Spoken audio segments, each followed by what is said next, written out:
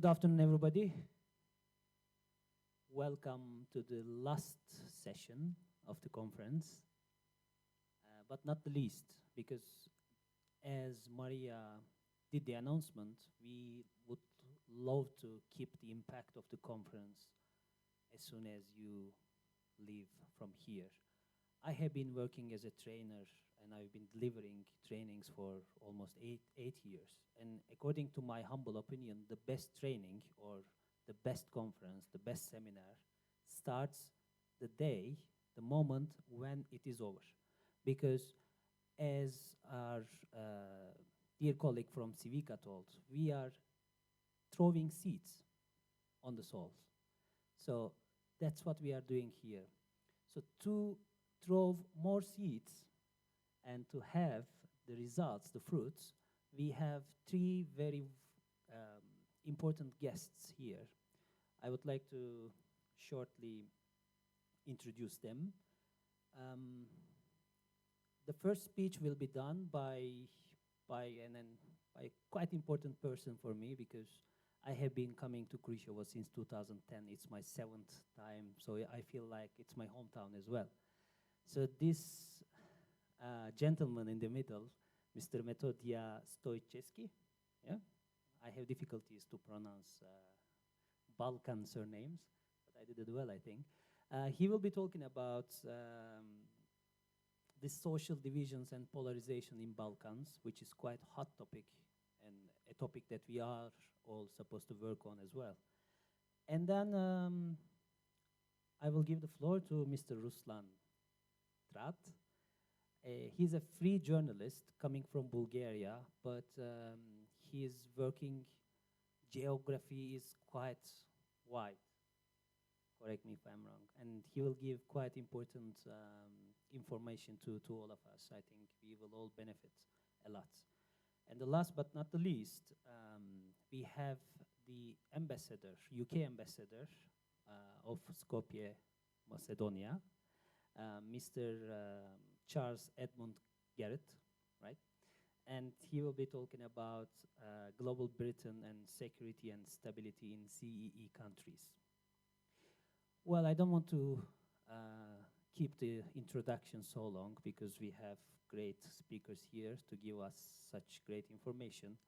So that's why I would like to give the floor to Mr. Metodia Stoichevsky for his speech. Please. I'm sorry, just an important information.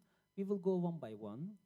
After each speech, we will get the questions, and we will try to give the best answers. And then as soon as the Q&A is over, we will go for the next speaker. So remember to write down your questions or comments. Thank you. Thank you. Dear friends, after 14 years of organizing of this conference, I decided for first time to be here on the stage. And in order to share some of my personal and experiences of my organization about our work in Balkan societies. I don't have a prepared presentation, because I mean the best presentation of our work and of mine and work of my organization is this conference, and you will say is good or not good prepared.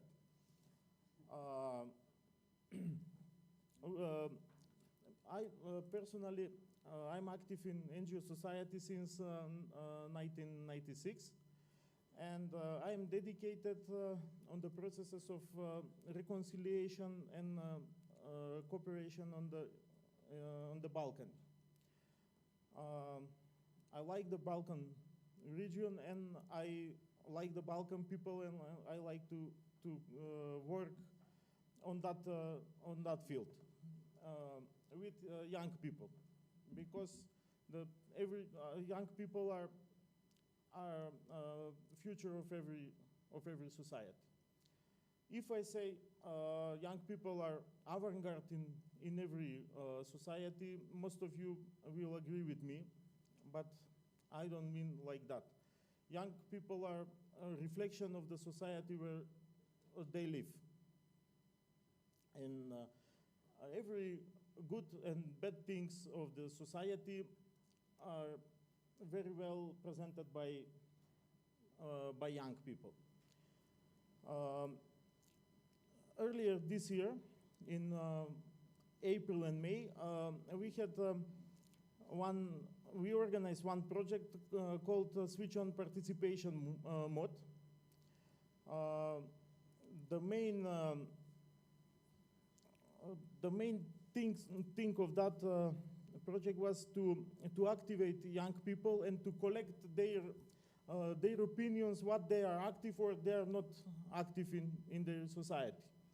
What ordinary young people mean in the cafe in Kruševo, in sport betting club in Skopje, ordinary people which we meet everywhere, every day on the streets, not youth leaders like you here. And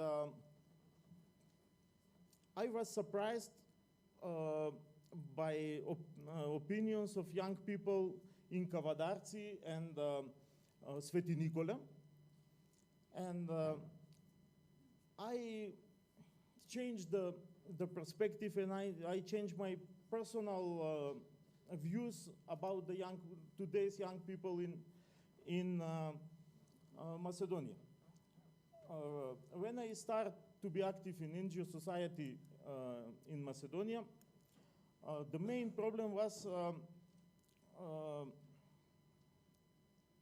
we were divided by the national identity. Yes, Albanians and Macedonians. But now, when I was with my team, when we were in Sveti Nikole, young people in our society are divided by Sveti Nikole is one place in Eastern Macedonia where live most of them Macedonians. Most of the population are Macedonians. But they are divided, they live in parallel societies, divided according by political views of the young people and political views of political declaration of their parents. That is something new, I mean, in our society, because in before we don't have that kind of division in the society. Also, I mean, we can find, firstly, I would like to present to you this final material of that project, final video movie, and you will say on which way our young people, what they mean, on which way they make conclusions, what they mean about the political situation and about the challenges, what are their challenges in today's society, today's societies.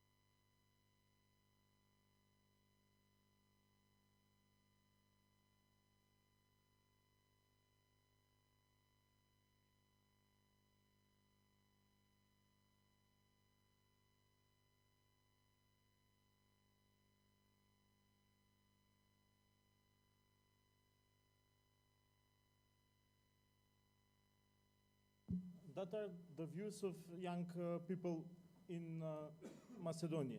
They're divided according by political views, according their social standard, and according their economical situation, and divided on a national base. And when I talk with my colleagues from other countries in the Balkan, from the Balkan region, the situation is more or less the same in each country. Because of that, maybe young people are not motivated, they cannot be active in the society, they cannot find the locus of control in themselves, but they wait from the political party, from the government, or maybe from the God to help to be things changed in the societies. And for me, the biggest challenge in our region is how to integrate young people in the society, how to make reconciliation not only between the ethnical on ethnical base, but to make a reconciliation on political and other bases, and how to make them active, to be active part of our societies. That is for me biggest challenge now for our region. I will stop now, and I want to hear your opinion. I want to discuss with you. Yes. All right, Metadia, thank you very much for the information that you provided and that great video from the project. So the floor is yours. Any comments, any questions will be appreciated. Let's see. It seems like there is no divisional polarization in other Balkan countries. Everything is perfectly clear. Yes, please.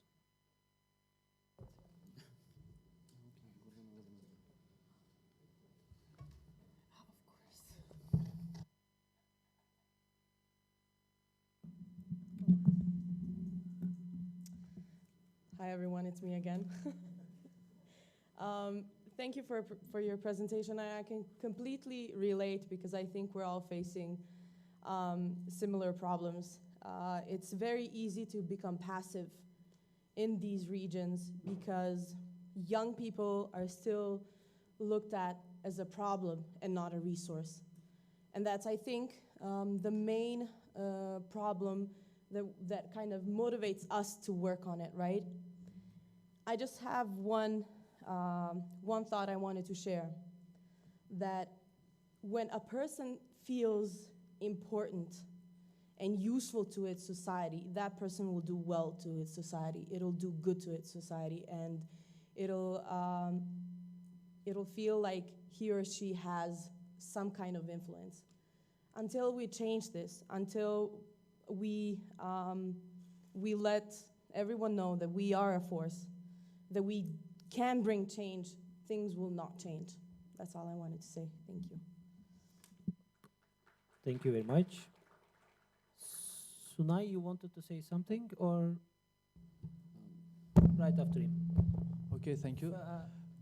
First, Okay, you can go. Sunay, and then Okay, thank you. you decide between you guys. Me first.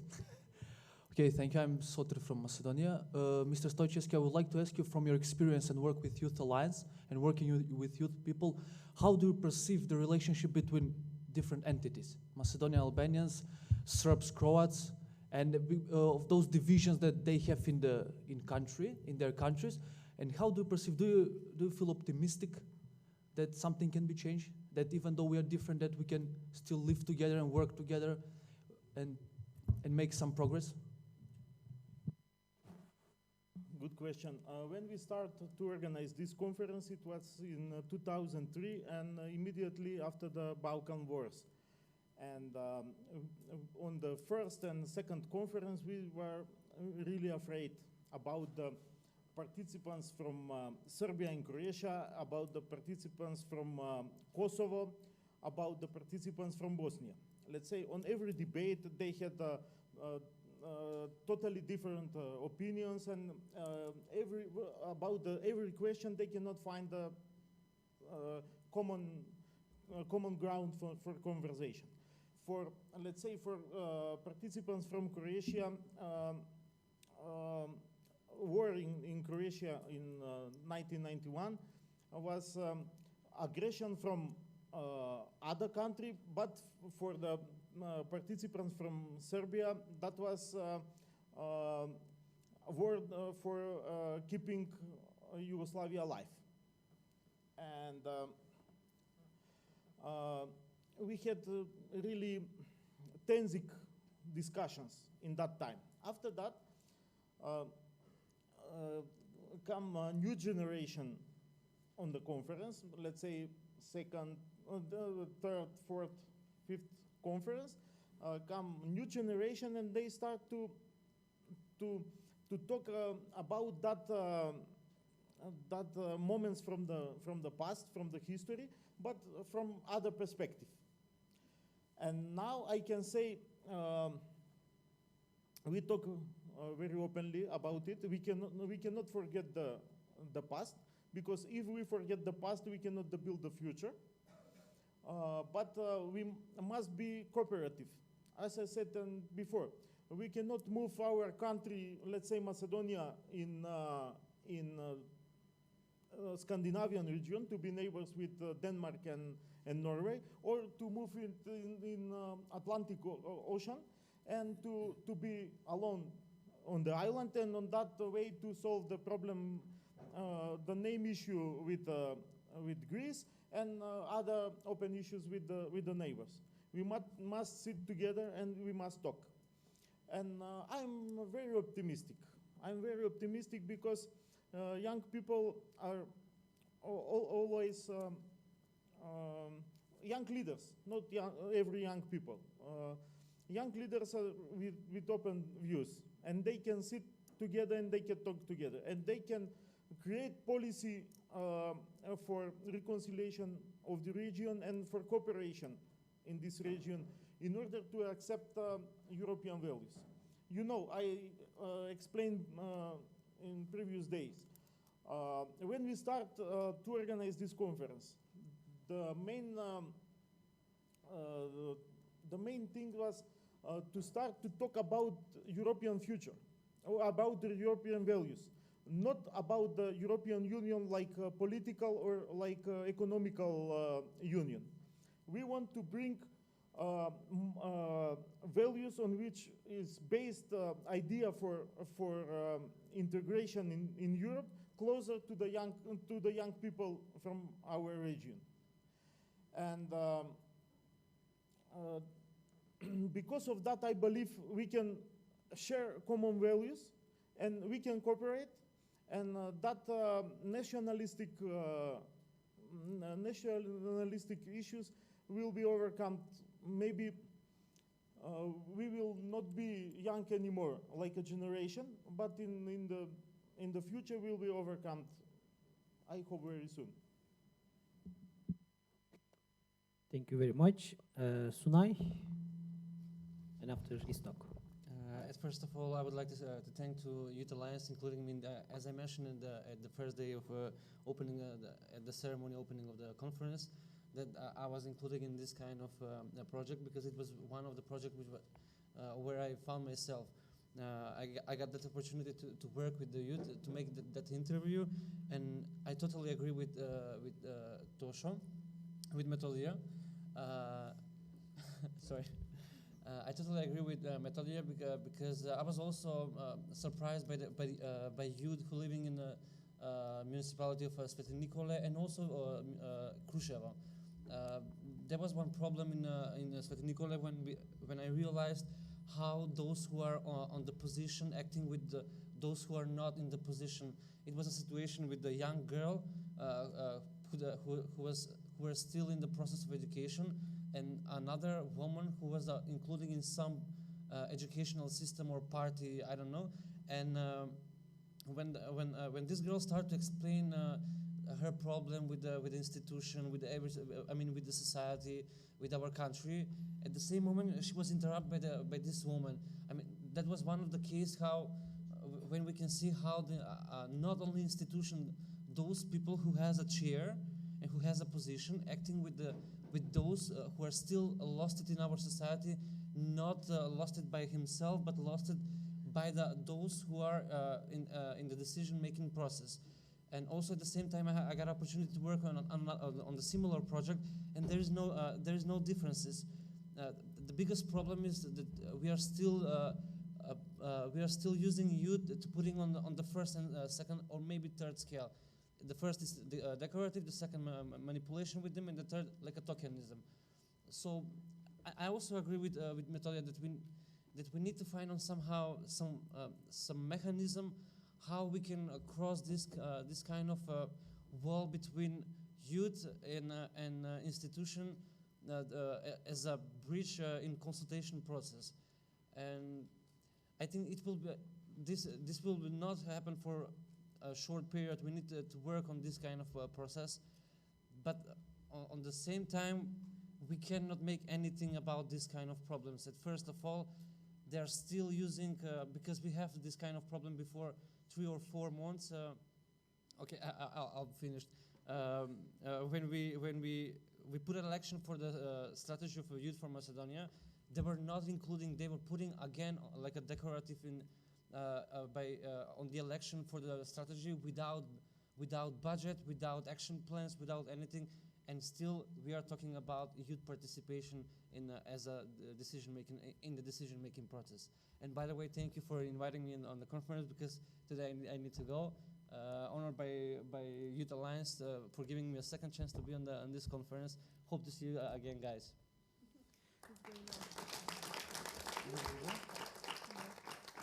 Thank you very much for the whole comments and for. No, I wasn't making joke. I really appreciate it. You know, there are the moments that you are trying to be serious, but you become kind of funny. So that was the one. Anyway, seriously, thank you very much for your comments, and thank you very much being here to add another color to this great rainbow. Thank you very much. Anything you would like to add, or can we? I want to point something. We like youth workers, and you like youth leaders. We must work on education of young people, because if they are not educated, they cannot be motivated, and they can be very easy divided and manipulated by the political elites. And if we work on education and motivation of young people to be active in the society, but on the right way, and in order to build a good society and prosperity in the society, that is the biggest challenge, according to my opinion, for youth workers and youth leaders in the Southeastern European region. Thank you. And there was one more question there, and after this talk, we will move to the second topic. Thank you. I have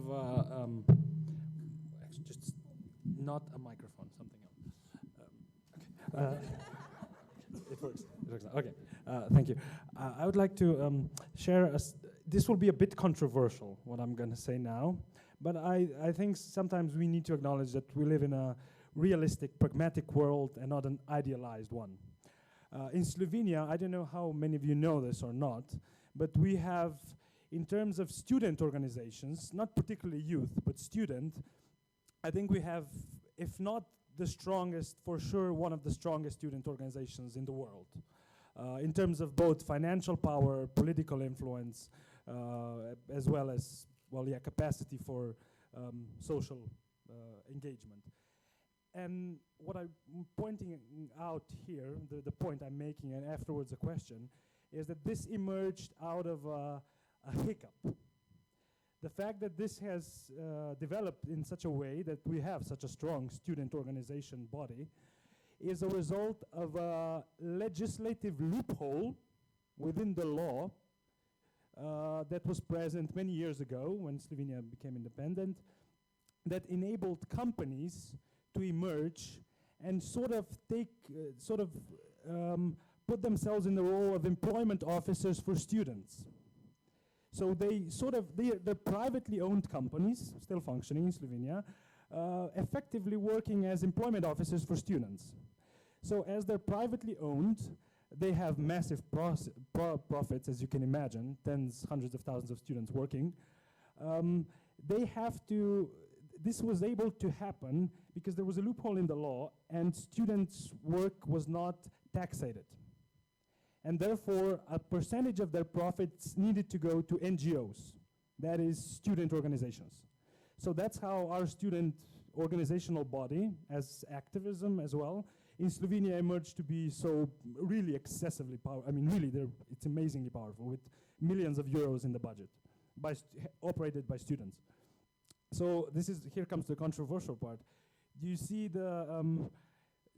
are you trying to find some loopholes like that as well in your societies? I don't know, Methodia, what is your view on this, trying to tackle this kind of issues, also by way of going into scanning where are some loopholes in legislation, or do you see that there's a problem because the legislation, even if there are loopholes, the policymakers will anyhow do what they want? Okay, that's the question. Thank you. Sorry, being a bit long.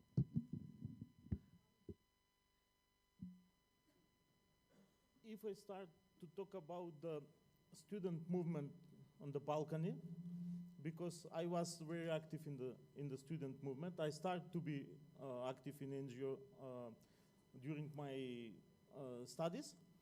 And if I start to talk now about the student movement in Macedonia and about the student movements in the Balkany, we will need to organize one more conference to finish that things. But I mean, I don't know on the Balkany on which level student organization represent the real needs of the students, and on which way is are organized that students organizations. And let's say in our country that students or organizations are not reformed since the time of socialism, and they function on same way, and they are one of the tools of the government to manipulate the students. I mean, it is same problem in let's say other countries in the region, and I believe in authentic movements. Like we see the guys from Podlesno yesterday, they express their views and their views, and they send their message on original way. And I believe in that kind of movements like them, or some other non-formal groups or NGOs. That big organizations like student organizations, they're more or less political organizations, and they can be very easy controlled by the governments, and they cannot reflect the real needs and problems of the young people in the country, in the society. That is my opinion. Thank you very much. Thank you again for all the comments and information you provided, and thank you to everyone who contributed. Now we are moving to our second topic, and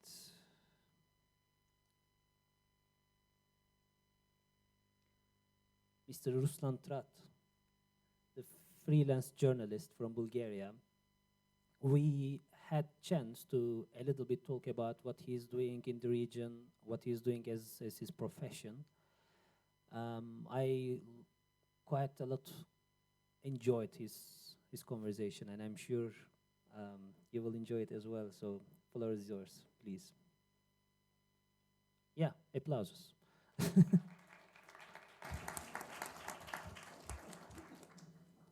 I think maybe yeah. So one like many people living in this world, I'm speaking the very most common language in the world, bad English. I'll try to explain in very simple way uh, one no so simple topic about refugees, roots of refugee crisis, and why this is not only crisis from Syria, because many people don't know that there are a lot of conflicts around the world. Actually, around 36 active conflicts around the world, including from Africa to Asia. Uh, some words for me. I'm freelancer with Bulgarian Syrian origin. My father is from Syria. I have still family in Syria. Part of them are dead, part of them are refugees. So topic is very personal for me, but I'll try to not influence you with my speaking. I will present you some statistics and one or two videos. For the last 8 years, I covering conflicts in Southeast Turkey, Lebanon, Syria, Iraq, Northern Taiwan, and actually in the beginning of the year, I was on the border with Libya, trying to cover war with Islamic State. So for these years, I interviewed a lot of people, drug leaders, politicians, criminals, refugees, human trafficking leaders, and what I know is that only one day with car from here, the world is totally different. So, because of rising of, as I said, national populist movements, yeah, they are very similar to national socialist movement in the past. We need more information and to teach us how to ask questions. So maybe to start with, there are 3 videos. One is called Damascus or something. No, presentation will be after the video, sorry.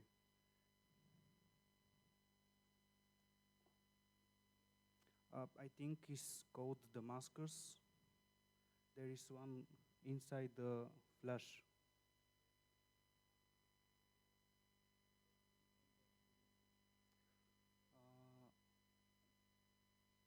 We will play Homs and Syrian War drone view. The first no. yeah, no. Second, Homs, and after this Syrian War. Sorry for this interruption.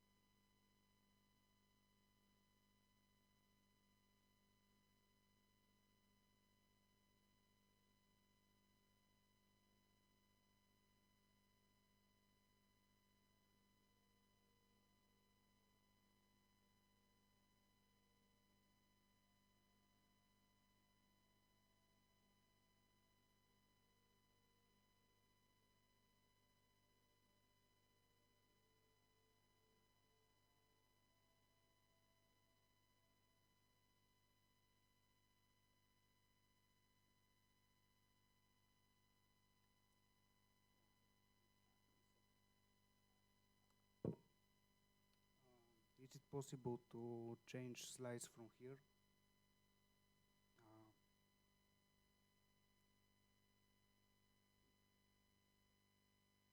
Thank you. I'm how far up and I'm don't. I'm not sure I will successful with this. So yeah, first, okay. So this is the short answer of the roots of refugee crisis. These videos. The first was from Homs, the third largest city in Syria before the war, and the second was from capital of Damascus. Uh,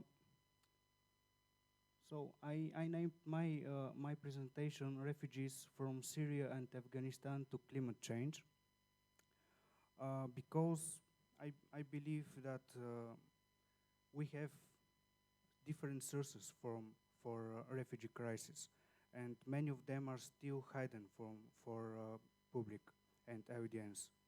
So we'll start with quick facts about what you need to know about the Syria crisis. Um, First of all, anti-government demonstrations began in the beginning of 2011, part of the Arab Spring. This is the very short answer. What's happened in Syria before 6 years. But peaceful protests, and this is very good documented by different sources, quickly escalated in internal conflict in Syria. For few months, from March to August, we have clashes between former soldiers and actually Syrian Arab army. Anti-government demonstrations began in March of 2011, part of Arab Spring, as I said, but division between secular and Islamist fighters. They formed themselves few months after the start of demonstrations and after escalating of the conflict, and divisions between ethnic groups, because some ethnic groups are supporters of government of Bashar Assad and some are against, like Turkmen in northern Syria. They are maybe the first who start fighting with arms. But this is a little bit tricky because media very love to present Syrian conflict as ethnic conflict or sectarian conflict. This is not the root of this conflict. Syrian war is just culmination of few decades process of actually no functional political system, one party ruling, and torture and arresting campaigns. So there are, for example, Christians inside the opposition groups. There are Alawite people who are the most supporters of government in Syria, but actually one of the biggest opposition figures, Aref Dalila, is Alawite, not Sunni. So the Syrian civil war is, yeah, it's more easy to present this war like ethnic or sectarian, but we must ask about more deeply conversation about this war. So you know that the end of the last year, Russia began launching airstrikes officially against ISIS targets, but we have reports that only 2 from 20 airstrikes are against ISIS. Most of airstrikes are against rebel groups around Aleppo and Homs. Maybe you can see the green part in the northern. This is mainly controlled by rebel fighters and Islamist groups. But we can speak later for inside alliances between groups.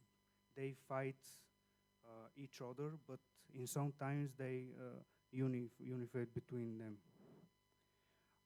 So In the August this year, Turkey began military operation inside northern Syria, and officially is again against ISIS, but not only ISIS, but Turkish militia of PKK. This is another topic we can discuss about this, that there is a division even between Kurdish militias in Syria, and actually there is fighting between them. In the beginning of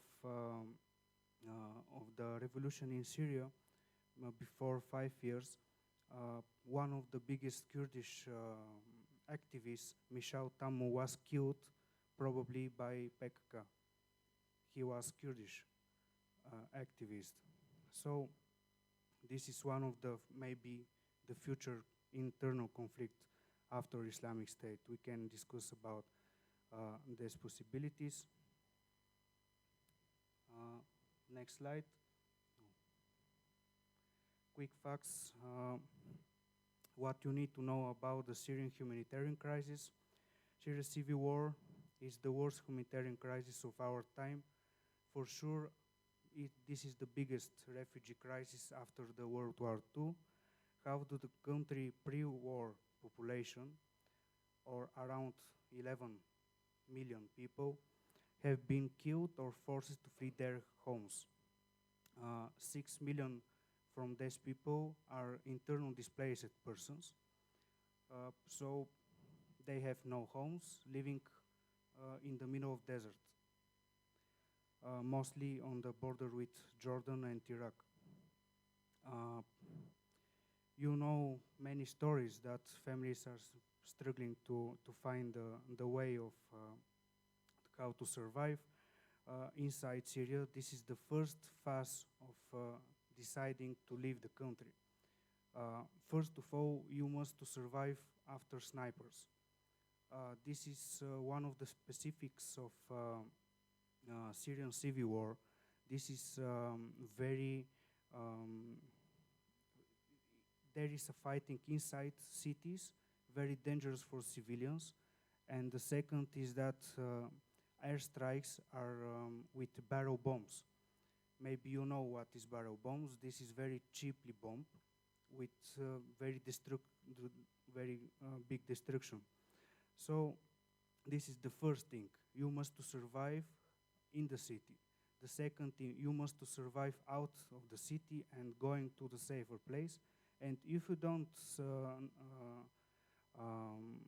find safer place, you decide to go out of the country. Next slide, maybe. This question is very tricky, again, and very common, used by national populist movements and far-right movements across the Europe, not only Europe, but United States too. Where are they fleeing to? And why they don't go to Saudi Arabia, for example, or United Arab Emirates? Many Syrian refugees are living in Jordan and Lebanon. Lebanon is around 4 million people. Today, 2 million people are refugees inside Lebanon. You can imagine what this means about Lebanon politics. In August 2030, more Syrians escaped into northern Iraq. I was before 2 years in northern Iraq, covering refugee crisis and fighting with Islamic State, and there are a lot of refugees living on the streets, because question is very big, but the answer is very, very short. There is no economic opportunity of northern Iraq government to deal with this refugee crisis. And we have 1 million internal displaced Iraqis, because in Iraq there is a civil war and war against Islamic State. An increasing number of Syrian refugees are fleeing across the border into Turkey. You know this story very well. Overwhelming urban host communities and creating new cultural tensions. We heard some reports about clashing between local people around the border with Syria and refugees. We have other story that some of local people in Turkey are Alawites, but refugees are Sunni, and this conflict is going from Syria to Turkey between people on very low level.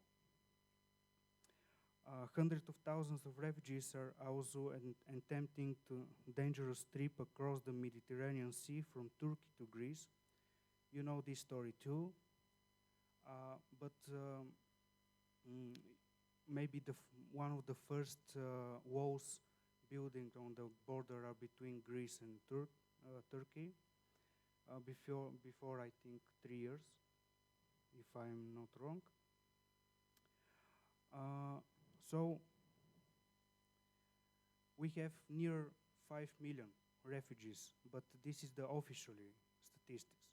Maybe they are more, because thousands of people fleeing the country thanks to the airstrikes and bombardment. Actually, while we're speaking here, there is airstrikes in Aleppo killing 19 people.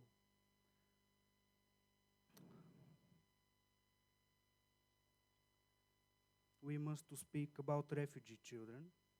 This is maybe the one of the biggest future problems for them and for our communities, because there are no, for example, there is children not visiting school for 6 years, and we have one generation rising in war and refugee camps already. There are 50,000 killed children in Syria, possible more, because there are massive graves, and I think this number will be more.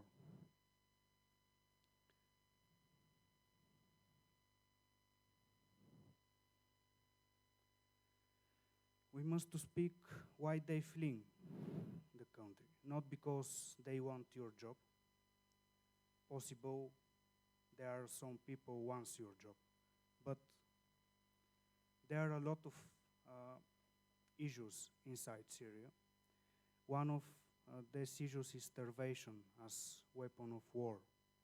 This is very common tool for pressuring the civilians. This photo is from the beginning of the year in city of Madaya, only half an hour from capital Damascus, while UN team cheering in Four Seasons Hotel. They delayed 5 months humanitarian aid for these people. This is, unfortunately, is documented, it's not speculation. Madai is one example of depth of the humanitarian crisis facing the region. According to the UN, there are at least 400,000 people living under the siege. This is the statistic from the last year. Today, we have near 1 million people living under the siege. This means they have no water, they have no medicine, and no regular electricity.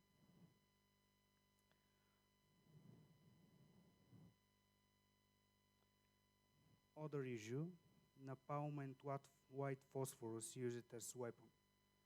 This is very common used weapon in Syria, despite both of them are forbidden by UN and many conventions for napalm and white phosphorus. The first on the left picture is aftermath of bombing with napalm. The second is white phosphorus. This is how it's like rain, but very dangerous rain, because you are burned inside. It's very possible to not survive this.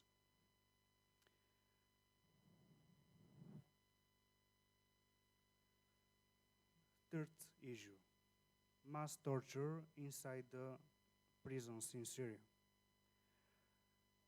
This photo is from few thousand photos from one defector from Syrian regime, And this photos was presented in Brussels and UN to show what's happening inside the torture centers and arresting centers around across the Syria. We have data for nearly 11,000 people tortured for 3 years, but possible the number is not clear. So we think that this is only prediction. There is a link to Human Rights Watch report interviewing some of people survived torture in Syria. Is it possible to send you if you're interested to see this?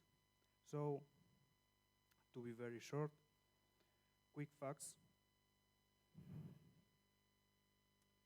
What you need to know about the Afghanistan crisis.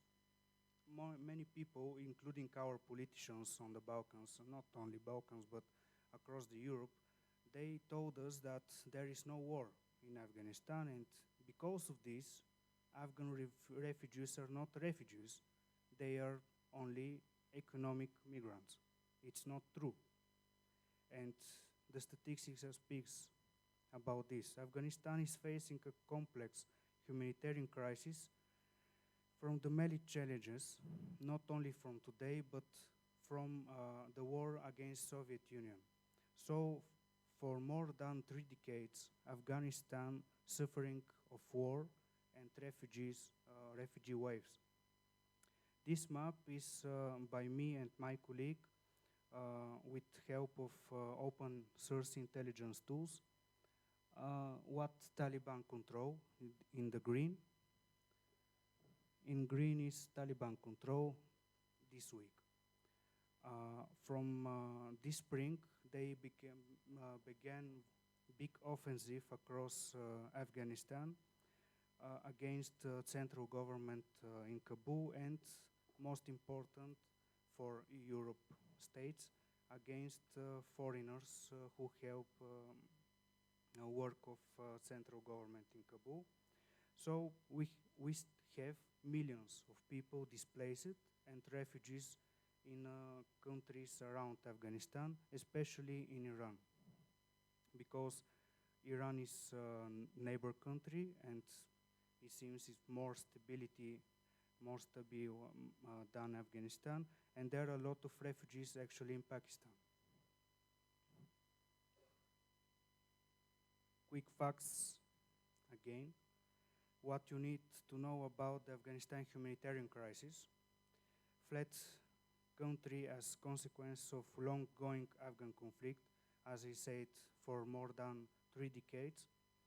Refugees have fled into surrounding states, Iran and Pakistan, for example. And we have another refugee wave from Taliban rule. Actually, Bulgaria is one of the states received many of refugees from Afghanistan in 90s because of Taliban conquest.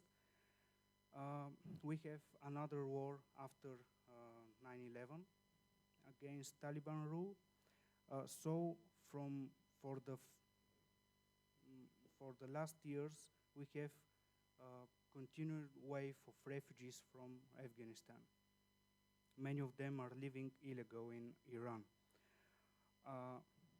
We have top 3 countries in the boat who share Afghan refugees. You can see the numbers in Pakistan and Iran, near 3 million each. And in United Arab Emirates, there are 300,000 Afghanistan refugees. This is one of the reasons why Syrians don't go in United Arab Emirates. There is no place. This is the short answer. Really, you know what is Dubai and Emirates. So, Afghans in Iran, this is a very specific topic, but very important topic. Why? Because when you return Afghan refugees from Europe, the most common fate of these people, mostly of them are 16 years old boys, are going to Syria. Why? Because Iran offered them citizenship and salaries for their families. So today, around 20,000 Afghan boys under 20 are fighting inside Syria for Iranian militias.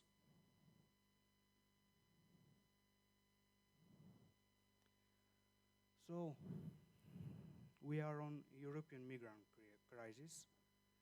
Uh, you know maybe very well the ways of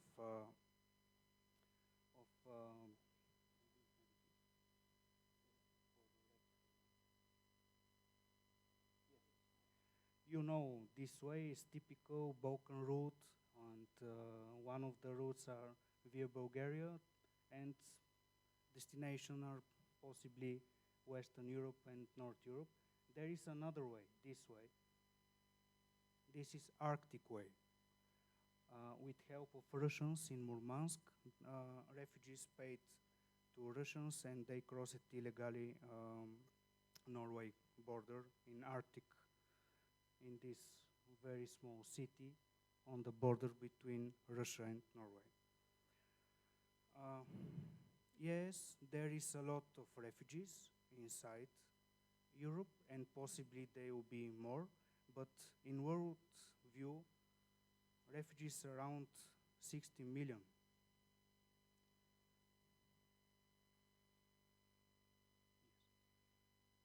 You can see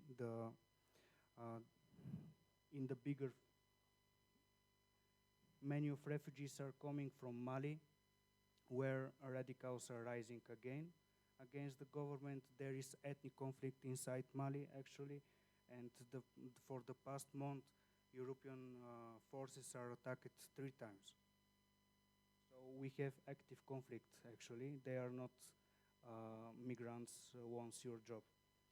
In Nigeria, you know what is mean Boko Haram. They are more, maybe the most dangerous radical group in the world. They acting in North Nigeria, and many of people are going to Libya and Tunisia. When I was in Tunisia in the beginning of this year, locals told me Tunisia is famous like the biggest open air prison in the world, because there is no way to go out from Tunisia if you are African citizen. So many of them are prostitutes or work something bad. In Libya, we have different story, or maybe very common story, for the political issue between Europe and Libya. For years, Italy and France spent millions to regime of Muammar Gaddafi to stop refugees in the desert. So there are reports of human bones on the road because they shoot directly, not speaking, not arresting them, directly shooting. We have similar story in Egypt when and Italy paid millions against refugees. The other map is we speak about this Afghanistan, and from Iran to Turkey, from Turkey to Balkan states. This is the global map of refugee waves. Yeah, it's very confusing. And Europe is not the center of the world, it seems. And the final slide is climate refugees, maybe one of our future biggest problem. According to reports, we have possible,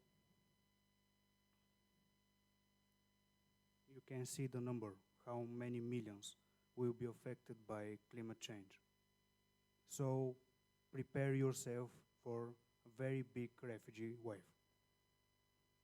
Because we are living in the 1% in the world with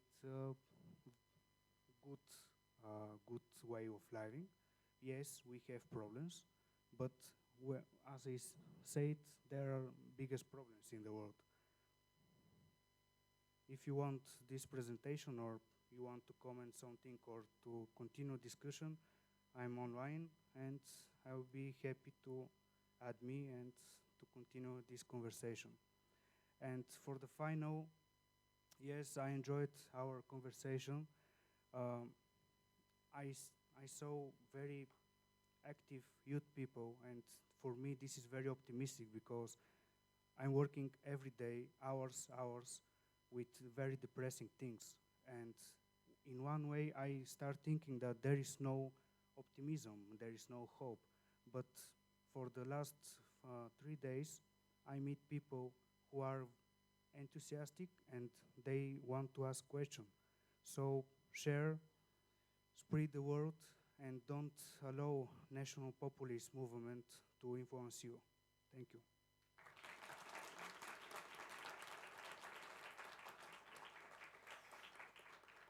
Wow.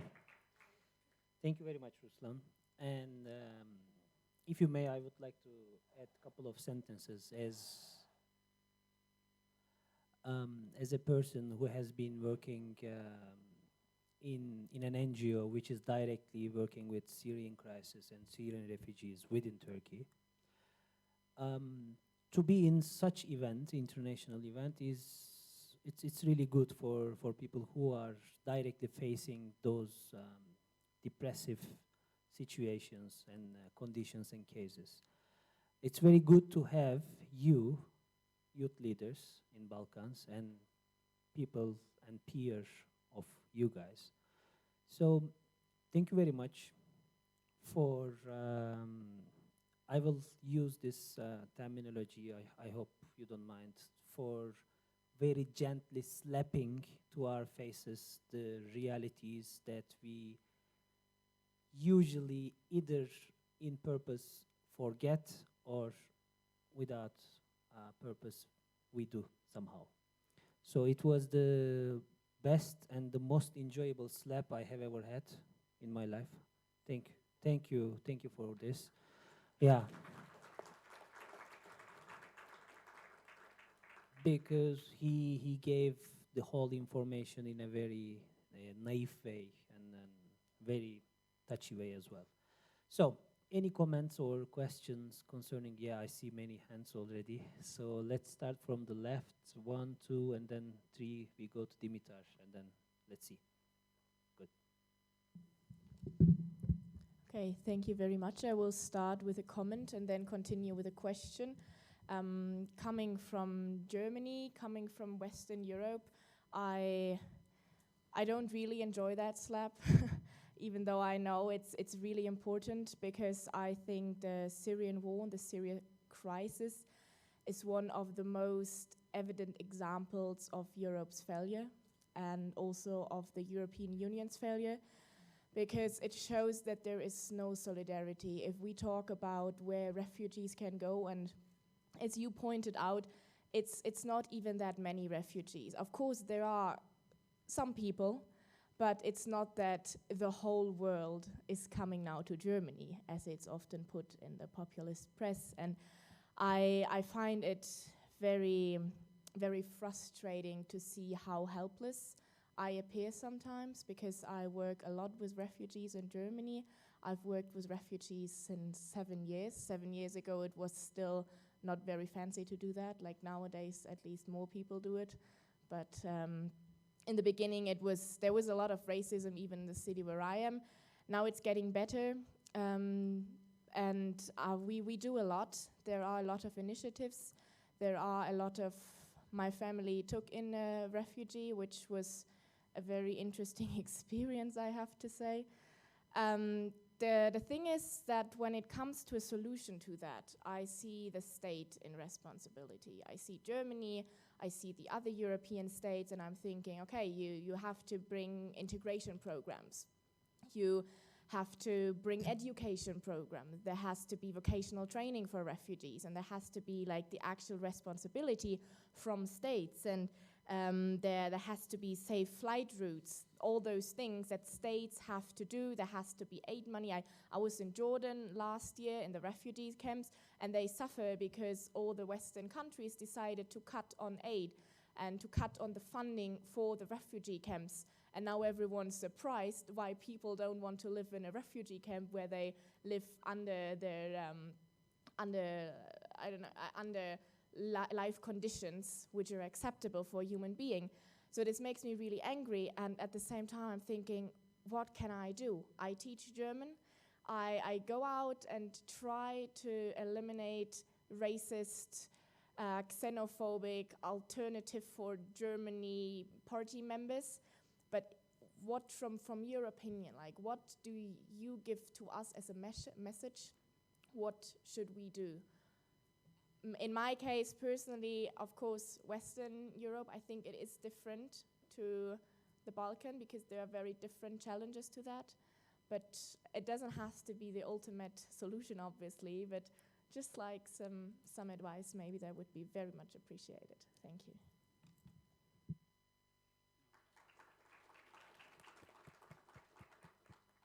Maybe one more question or... I just want to continue on this because my first comment and slash question was really similar. I just want to add to what she said, especially in this context of renationalization that you can see so much all over Europe, pretty much. You know, like those extreme right parties that are starting to take over, especially in this context. Okay, the first question, I'll do my next comment after.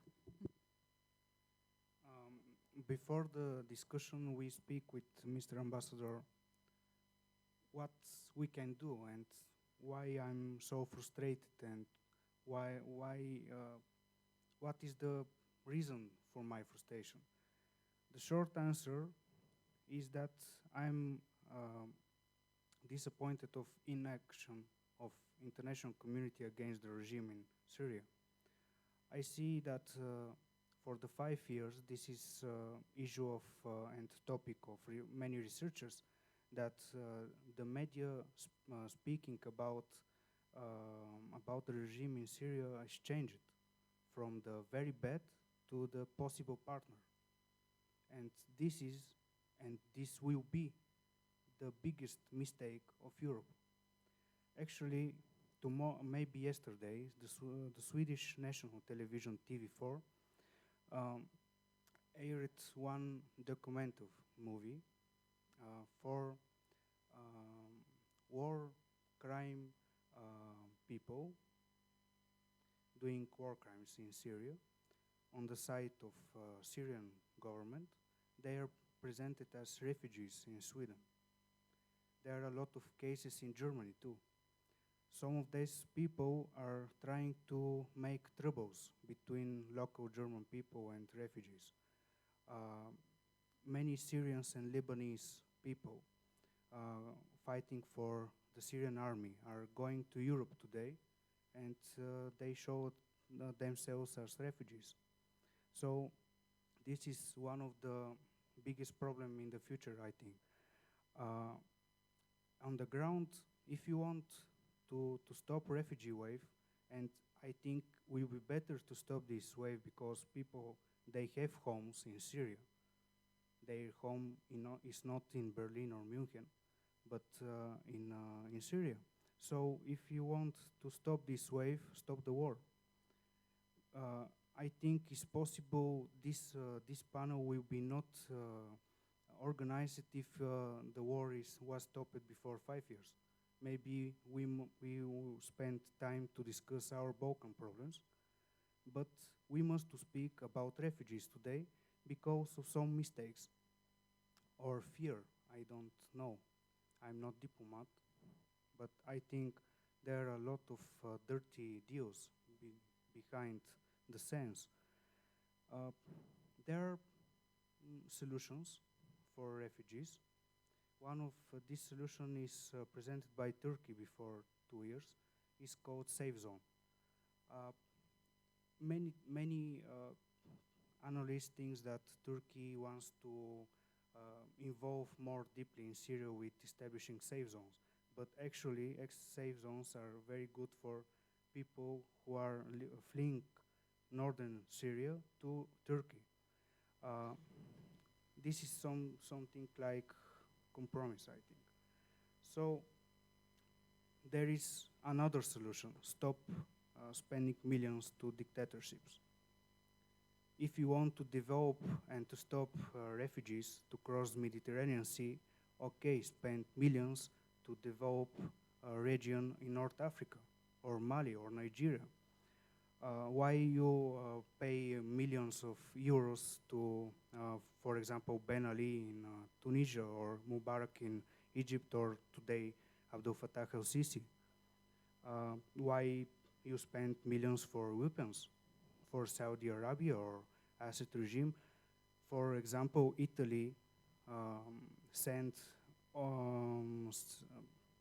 fuel for aircrafts to Syrian army for 5 years, despite ongoing conflict. So there are solutions, but there is no political will. And I think with help of conferences like this, and after this conference, because tomorrow work will be more harder, I think it depends by us, because we are not only points of the map. We are people with voices, and we have opinion for this, what's happened with our lives. Why someone like Le Pen or alternative for Germany to decide my future? Actually, these parties are minority, but they are so visible because they are aggressive. And one of the consequences of this speaking, this hatred speaking, is forming of militias on the border between Bulgaria and Turkey. Many people don't know about this issue, but there are armed people on the border, and they excuse these actions. We will capture the refugees. Okay, after the refugees, what we're doing with these guns? And they are actually Dutch and German citizens, along with Bulgarian members of these groups. Well, thank you very much. Just because we have another speaker here, and just because I said that 2 more questions, I will kindly request you to keep your comments, if you have, very short, and your question very short, and your answers as well. And our dear friend will be here with us during the whole night, and I think they are more than welcome to approach you to discuss much more details. So please. Hey. All right, so I will try to keep it short, and basically I know that everybody has his share of responsibility in the story and has to take actions. Now I want to make a comment about the Gulf states, because you heard the speech that the Qatari foreign minister did about refugees, I guess, and how they were ready to finance the refugees, but they couldn't accept them in their country, not because they couldn't, but because refugees couldn't adapt to them. So instead of taking a step and try to integrate them, just no. All right. And yeah, that's my comment about what you think about this comment he made. So, okay. Shall we take the second one and answer all together? Yes, please. Dimitar. Thank you very much for the perspective you brought, Mr. Trat. I think for us as representatives of members of the global civil society, it's important to remember that human waves, migration, and refugee crisis have always been there. It's not something that came to our door yesterday. 100 years ago, my ancestors, my grandparents were refugees from Krushevo to Bulgaria. And I really hope that this never comes to our doors, but peace and the values we claim to stand are not something that we should take for granted. It's something that we need to really appreciate and to know that tomorrow it might not be the case. And that's why we also, as representatives of the global civil society, should hold our leaders to an account for the type of foreign policy conduct that they have and for the moral foundations of their foreign policies and the way they deal with dictators. And not forget that behind great geopolitical battles, there are always human lives involved. Also, I want to thank and congratulate the organizers for constructing the panel in this way, because I also see one other perspective, and the way what Ruslan does relates to what Metodia spoke about and the youth activism in general, because Ruslan is our age. He's in his 20s, and he's a freelance journalist. When I wanted to become a journalist, I thought I should work for a Bulgarian TV or a newspaper, like I should have a boss. But he does it on himself. He's his own boss, traveling half of the world, being there on the terrain, close to the conflict with the Islamic State, in Southeast Asia, everywhere. And this is a very inspiring example for all of you. If there's something you really want to do, you are inspired by, and you dream to do, you can do it without having someone to guide you. And finally, thanks all of you, participants and organizers and panelists, for turning this conference into an event I didn't initially want to come to, and now I don't want to leave. Thank you very much. Thank you very much. Thank you for the comment. So, I have nothing to add more. Thank you for your words, and I'm happy to meet, as I said, people who wants to think outside the box. It's very, very important. And don't be silent. This is my advice. Silent is not something good. They want to be silent, not don't be.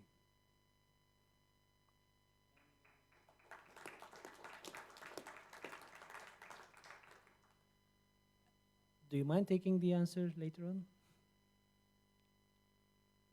Okay.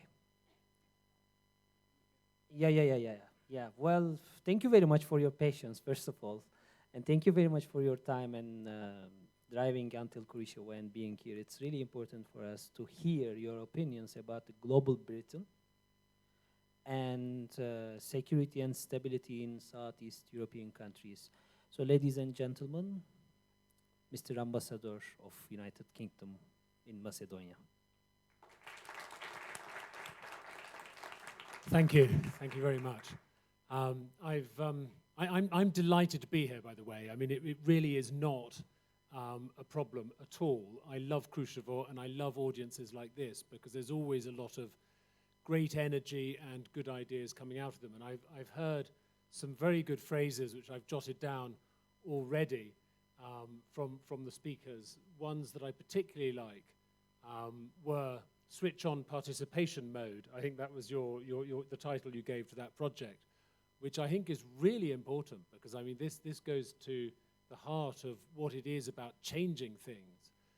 It's about understanding what your rights are and what your channels of communication are, and then going out and using them. Speak, use your voice, because if you don't use your voice, no one will use it for you, and no one will know what you want. So you have to do that. Another one I particularly like was on the same theme, hold our leaders to account. That's what it's all about. Because, of course, the leaders are making decisions on your part. They're using your money, and they're deciding your future. So hold them to account. The other one I should mention that I liked was this idea that diplomats are responsible for dirty deals, which is, of course, sometimes true. And I like the idea of dirty deals are us. Anyway, on to my subject. Thank you very much for the invitation, and congratulations to all of you for being here. I hear that for every one person, every one of you who is here, 8 people applied. So that's fantastic to have got there. That's one point. But almost more importantly, it's congratulations because, in my view, coming to an event like this, showing the desire to come to an event like this and participate in it, is already a demonstration of your ambition and your desire to get on. And I think that is very important.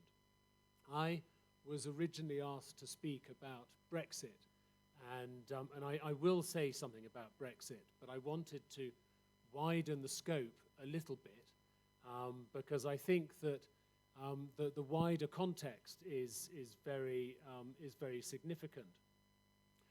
Brexit itself will be very important. It'll be a very big move, not just for the people of the UK, but also for the rest of Europe, and I suspect in some degree other parts of the world as well. And I'll get onto that in a moment. But what it actually means is not yet known, because the negotiations haven't begun, and it'll be months before the precise nature of the future relationship between the United Kingdom and the rest of the EU is known, and what that means for the wider international architecture. But one thing is already clear, and that is that Great Britain, the United Kingdom, will be leaving the European Union. It is not leaving Europe, and it will continue to be active and an outward-facing and energetic player, not just in Europe, but on the world stage too. Our new Prime Minister, Theresa May, speaking at the United Nations General Assembly this week, said the UK will be a confident, strong, and dependable partner internationally, true to the universal values that we share. So that's what we call Global Britain. I'll speak a bit about that and the Western Balkans for about sort of 15, 20 minutes, if that's okay. Just very briefly, though, before I do, just a couple of words about me. I joined the British Foreign Office, our foreign ministry, almost 30 years ago. I did a degree in Russian studies at the University of London, and when I joined the Foreign Office, I had no idea what kind of career I would have ahead of me. It hasn't had anything to do with Russia directly. It's been split between two areas, which is Europe and East Asia. So I've done postings in Hong Kong and in Taiwan, and in Europe I've done postings in Switzerland and now here, and a very short period spent in Cyprus too. I have a family here with me in Skopje, or at least most of them are here with me in Skopje. They tend to go back to the UK for university and the like on quite a regular basis, but we get together in Skopje and enjoy ourselves here very much indeed. Back to Brexit and Global Britain. The result of the 23rd June referendum was a big shock for most people. David Cameron's government did not expect it, and it certainly wasn't the result that they wanted. But it was the clear choice of the British people. And living as we do in a democracy and upholding those standards, it is now the clear responsibility of Theresa May's government to deliver on that choice, to make it happen. Since the 23rd of June, a lot has already happened. We have, of course, a new Prime Minister, Theresa May. We have a new Foreign Secretary, Boris Johnson. Some of you will know him by his big shock of blonde hair. And we've had a major government reshuffle and the creation of new government departments, one of them to oversee the departure from the European Union, to do the negotiations, and another, a new or revived Department of Trade, because a lot of leaving the European Union is about reviving bilateral trade arrangements which were previously done in Brussels. And I have to say that watching all that go on from my position here in Skopje, I felt considerable pride at being a member of a civil service, a public administration, which is able, on the basis of a referendum result, to go through such an enormous change based on our approach to the civil service, which is to be completely apolitical and to serve the decisions of our political leaders. And to watch that in action has been really quite extraordinary from within the machine. That new government, our new government, is already deeply engaged in assessing our approach to negotiating the departure from the European Union. It's extremely complex. It affects just about every aspect of day-to-day life in the United Kingdom, from our transport to our fisheries, from our farming to our trade, from social policy to foreign policy. It's difficult to think of one aspect of life in Britain which will not in some way be changed as a result of the departure from the European Union, and it will take time. But although this is going to mean significant change, big change, it does not mean the United Kingdom turning its back on the world. As our new Minister for Europe and the Americas, Sir Alan Duncan, argued in a speech this week in Washington, he said it would be impossible for Britain to do this. It would be culturally, historically, intellectually, and emotionally impossible for Britain to turn its back on the world. He described us as a great European nation with global interests. And after Brexit, we will be even more vigorously outward-facing to Europe and to the rest of the world than ever before. A few words about how Britain engages with the rest of the world. I think in some ways, our global engagement is unique. Britain is one of 5 permanent members of the United Nations Security Council. It's a member of G7, the group of 7 nations. It's a member of G20. It's the largest European contributor to NATO, spending 2% of our gross domestic product on defense, of which we spend 20% on equipment and modernization of our armed forces. We're also unique among major economies in spending not just 2% of our GDP on defense, but also 0.7% of our gross national income on international development.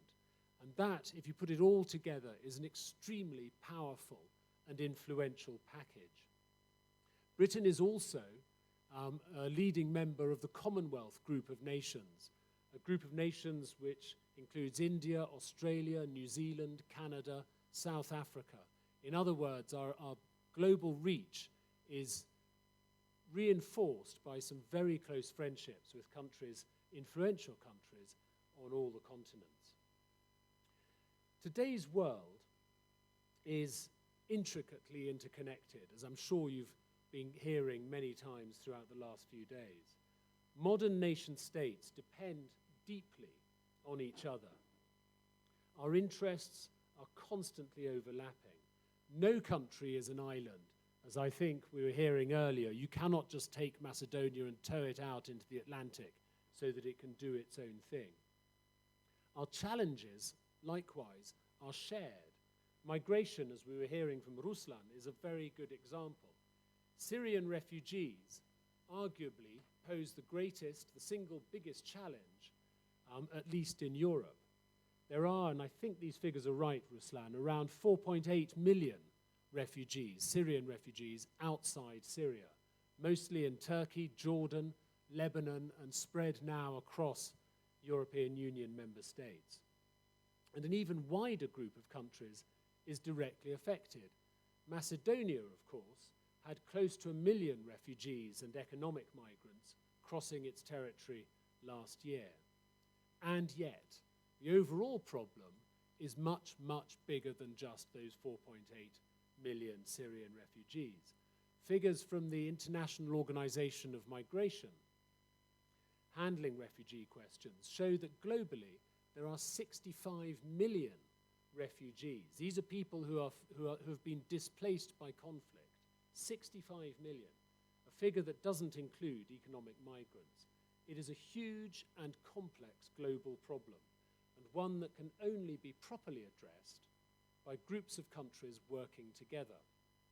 Most of the UK's engagement is aimed at exactly that, international collaboration to resolve problems and bring benefit to all of us. In Syria, for example, the UK continues to support United Nations efforts to find peace, while at the same time working to preserve political moderation, tough job though that is, and to lay foundations for a political settlement after the conflict. And already we're one of the biggest donors, external donors in Syria, having now committed 2.3 billion pounds to resolving humanitarian issues.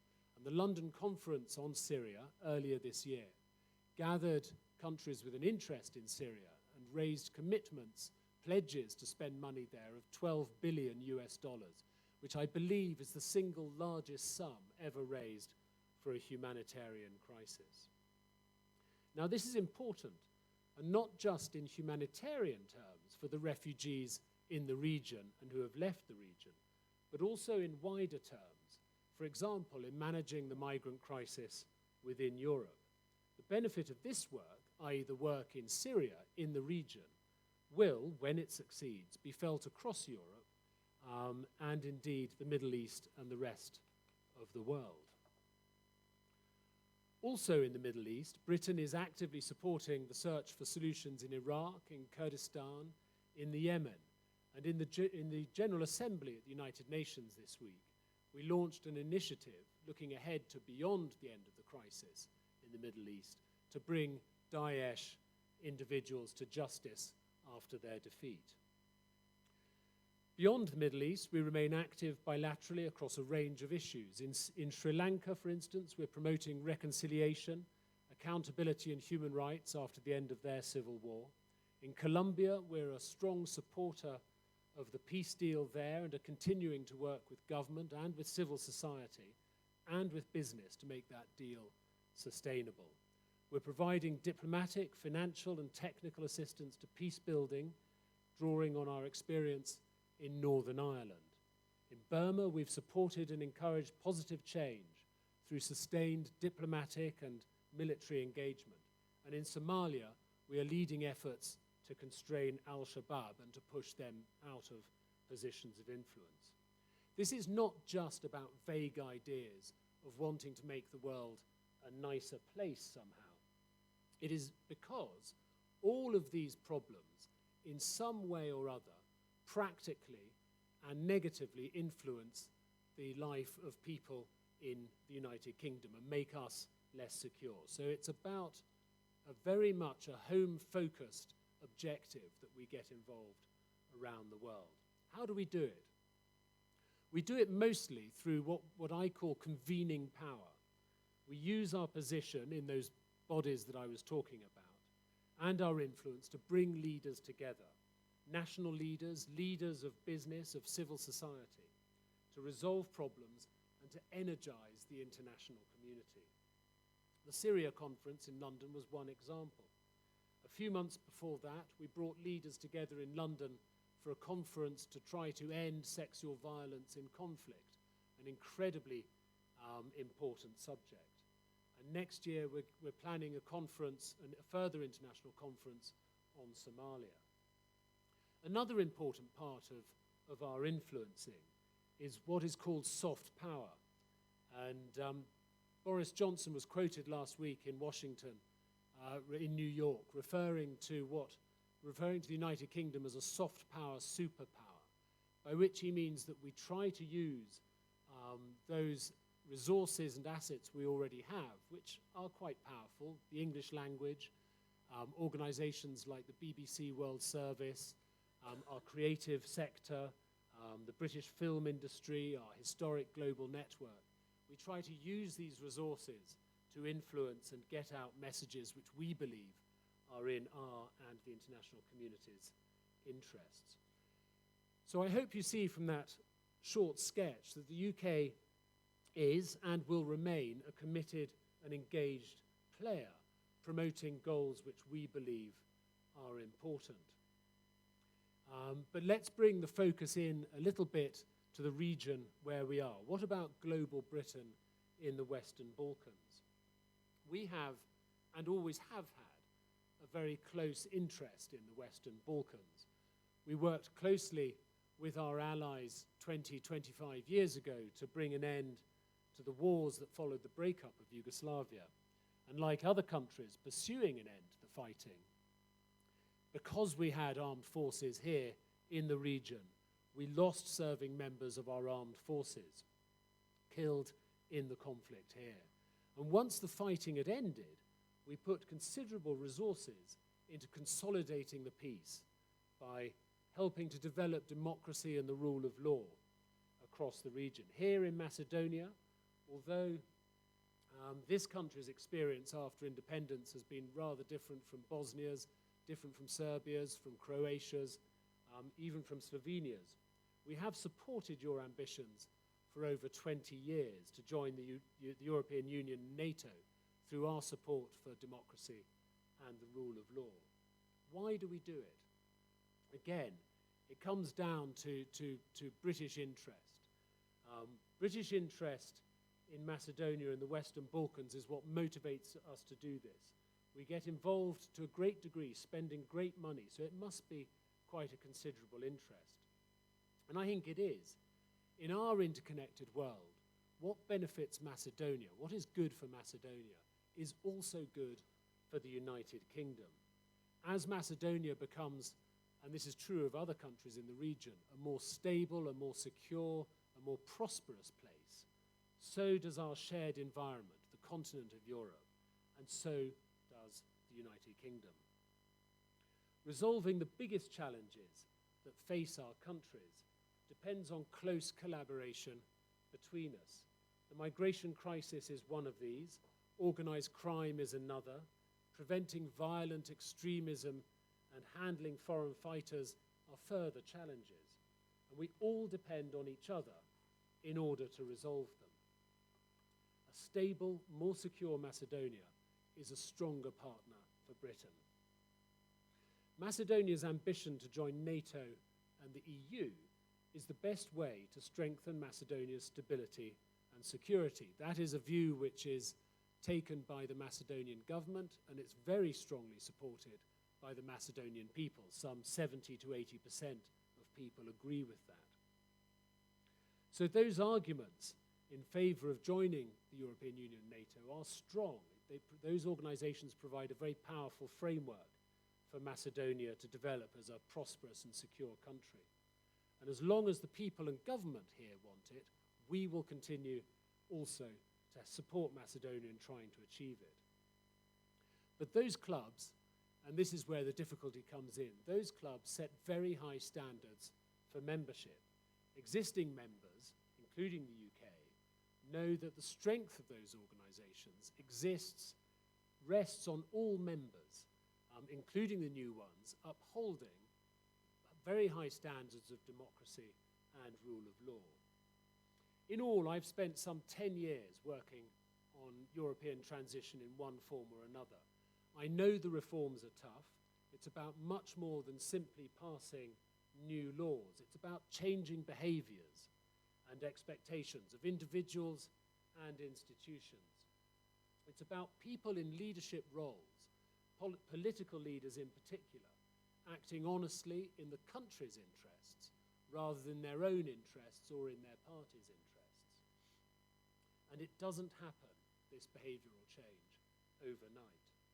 But there are at least, having sketched out the difficulty of all of this, there are at least two pieces of good news. First, it is that you have many friends, if you're in a transition country, who want to support you in this.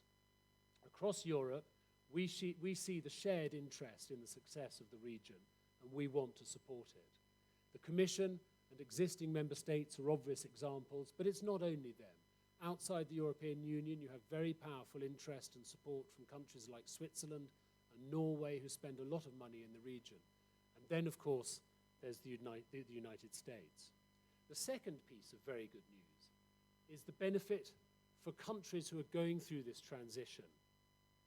Apart from collaboration in the joint fight against these challenges, is absolutely clear. Europe's nation states have over 25 years of democratic transition experience, and it's a clear lesson from all of that, that strong government, plus rule of law, plus functioning democracy, delivers strong economic growth and a successful society. And that is in the interests not just of the United Kingdom, but of each individual country, of the region, and of Europe. Thank you very much.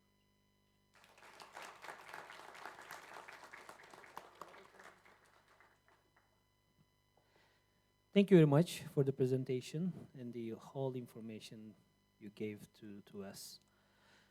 Well, this is the last session of the conference, and I know that you have lots of questions, and we will take as much as we can. We can start with Istok, and then we go to Sotir, and then we go up there to member of the Bulgarian delegation. And Ben, yeah, we're there, okay. Hello. Let's go. I would ask Mr. Edmund Garrett to share your impression of what I'm about to share now. I was in Lebanon last year, and I talked to a colleague there, And this was his comment. Look at us, we're 2.5 million people, population. Those of you who are a bit more familiar with their situation, they're a cultural melting pot, and as well as religious. And somehow we managed to deal with 1 million refugees. How come Europe, as a community of 500 million, is shaking so much with 1 to 3 million people coming, as if the world is ending? So also maybe a comment from Mr. Ruslan, if you have on this. I don't believe this is just what you mentioned before, no political will. I really see this as a reflection of a lack of societal will, and in terms of the topic, challenges Europe is facing today, is Europe facing a challenge of being a bit too much in its own comfortable bubble with respect to the global world? And I'm not saying this is the only perspective, and I'm sorry for being a bit confrontative in this way, but I can't but see Brexit as a step a bit in that direction of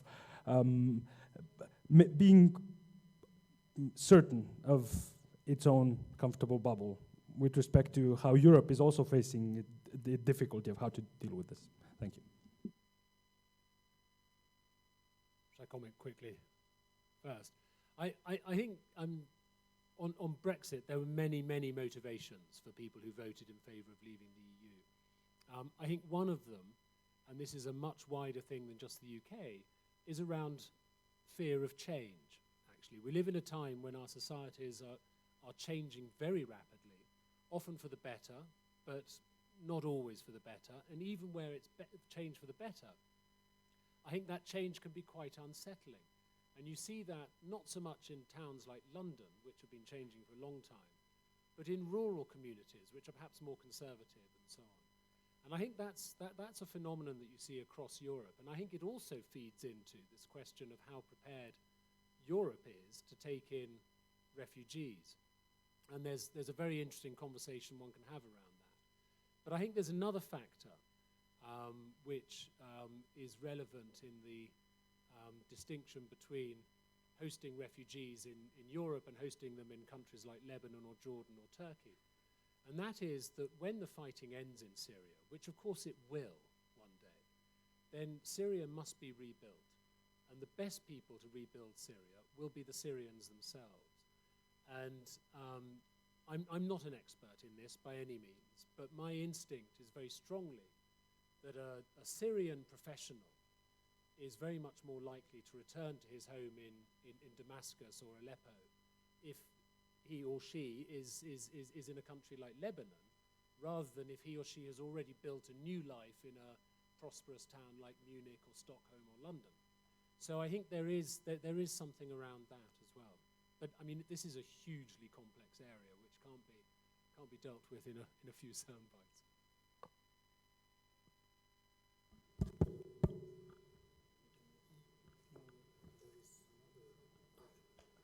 Okay. Yeah, please. Thank you very much. Mr. Garrett, my name is Sotir, as I said, I'm from Macedonia. You said previously that Britain, and I guess you personally, support law and democracy in Macedonia. But I got the impression that you as British representatives, also the European Union, the representatives of the United States of Germany, did not show that. You personally, I'm sorry that I talk like this with you. It doesn't mean that I do not respect you, because I say personally. You, for example, let the ex-minister of Internal Affairs, Gordon and Kuloska, to twitch you, to humiliate you. You let all these dictators, all these, as Theodore Roosevelt said, timid souls, speak against you, throw away, discredit you, even you personally. We've seen how the governing party, VMRO DPMN, have thrown out Peter van Houten. How do you let this happen? Because you're putting at risk my future of the young people of Macedonia.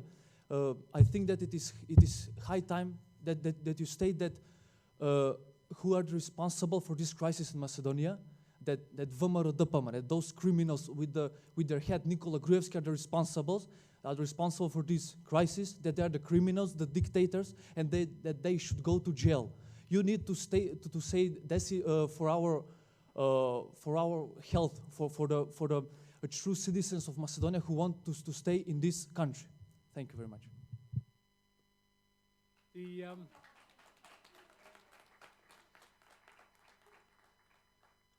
Don't worry at all about being outspoken on this sort of thing. I encourage exactly that kind of exchange, because if people only ever say what they think the other person wants to hear, we'll never get anywhere at all.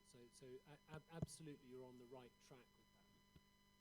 But you won't be surprised to hear that I don't entirely agree. I think on the question of rule of law, this is it's not so much a complex question, but it's an extremely difficult question to get right. Because the more someone from outside tries to promote or support or otherwise develop rule of law in a particular country, the weaker that rule of law sometimes ends up being, because the institutions and the individuals become too dependent on outside support for it. So the strongest rule of law is always developed with local, it's always homegrown. And I think there's a point at which international community or outside involvement in the kind of thing you're talking about, the current political crisis in Macedonia, becomes counterproductive, and it becomes for the local players to show the strength to push that through. I think that in the context specifically of what you're talking about the allegations of criminality and so on, again, those are much best addressed through the institutions that this country already has. Now, a lot of the conversation last year about ending the political crisis, which ended up in the Pržino Agreement, was around the fact that the country's current institutions are incapable of doing that, which is why they came up with the idea of a special prosecutor. Now, while you've got a special prosecutor do it, it's much better that that special prosecutor should be given the support it needs in order to try and achieve those goals than to stop it before it's reached its final conclusion and override it in some way. So however difficult it is, it's important to keep those wheels turning and to provide support where it's necessary. On the other point about allowing local politicians here to humiliate members of the diplomatic corps or what have you, I would say that humiliation is really in the ear of the beholder, actually. I mean, it's very much something you can choose to get upset about or something you can choose to ignore. And sometimes ignoring a comment is much the best answer to it. Oops, thank you. There were two more questions, as far as I remember. One over there, and then we go for Ben. Your Excellency, thank you very much for your speech and for your reassurance towards us of the future British diplomacy and continuation of support for inclusion and democracy across the world, despite the Brexit vote. However, you as a diplomat, do you feel that from now on, because of the Brexit vote, this will in some way undermine Britain's credibility to talk about inclusion, common values, solidarity, of which its own people voted against in the context of Europe? No, I don't at all, actually. I think that Britain's credibility rests on all of those things I was talking about our very active engagement in the United Nations, in NATO, in G7, in G20, in the Commonwealth, and so on. It's about standing up for what we believe is right and really achieving successes which move the world and individual places in the right direction. So that's where our credibility rests. I think a decision to leave the European Union doesn't actually reflect badly on our commitment to inclusion, actually, because it won't make us any less collaborative around the world. If anything, it might make us more collaborative as an individual player rather than doing everything through Brussels, in a way which seeks which leads to us using our convening power more to bring people in and include them and find collaborative sort of alliances as a solution to problems. So I don't think it will eventually. I think it'll come to be seen in 10 years' time as something which probably marked a change for the UK in terms of the way certain things are done internally, like our agriculture and our transport policy and so on, but not really in the way that we engage with the rest of the world and include people. After all, you know, the British economy and British society depends crucially on inclusion and the rest of the world. I mean, in London schools, there are more than 300 different mother tongues spoken there, which gives you an idea of just how diverse a society it is. And that's there because London needs that diversity to thrive. All right.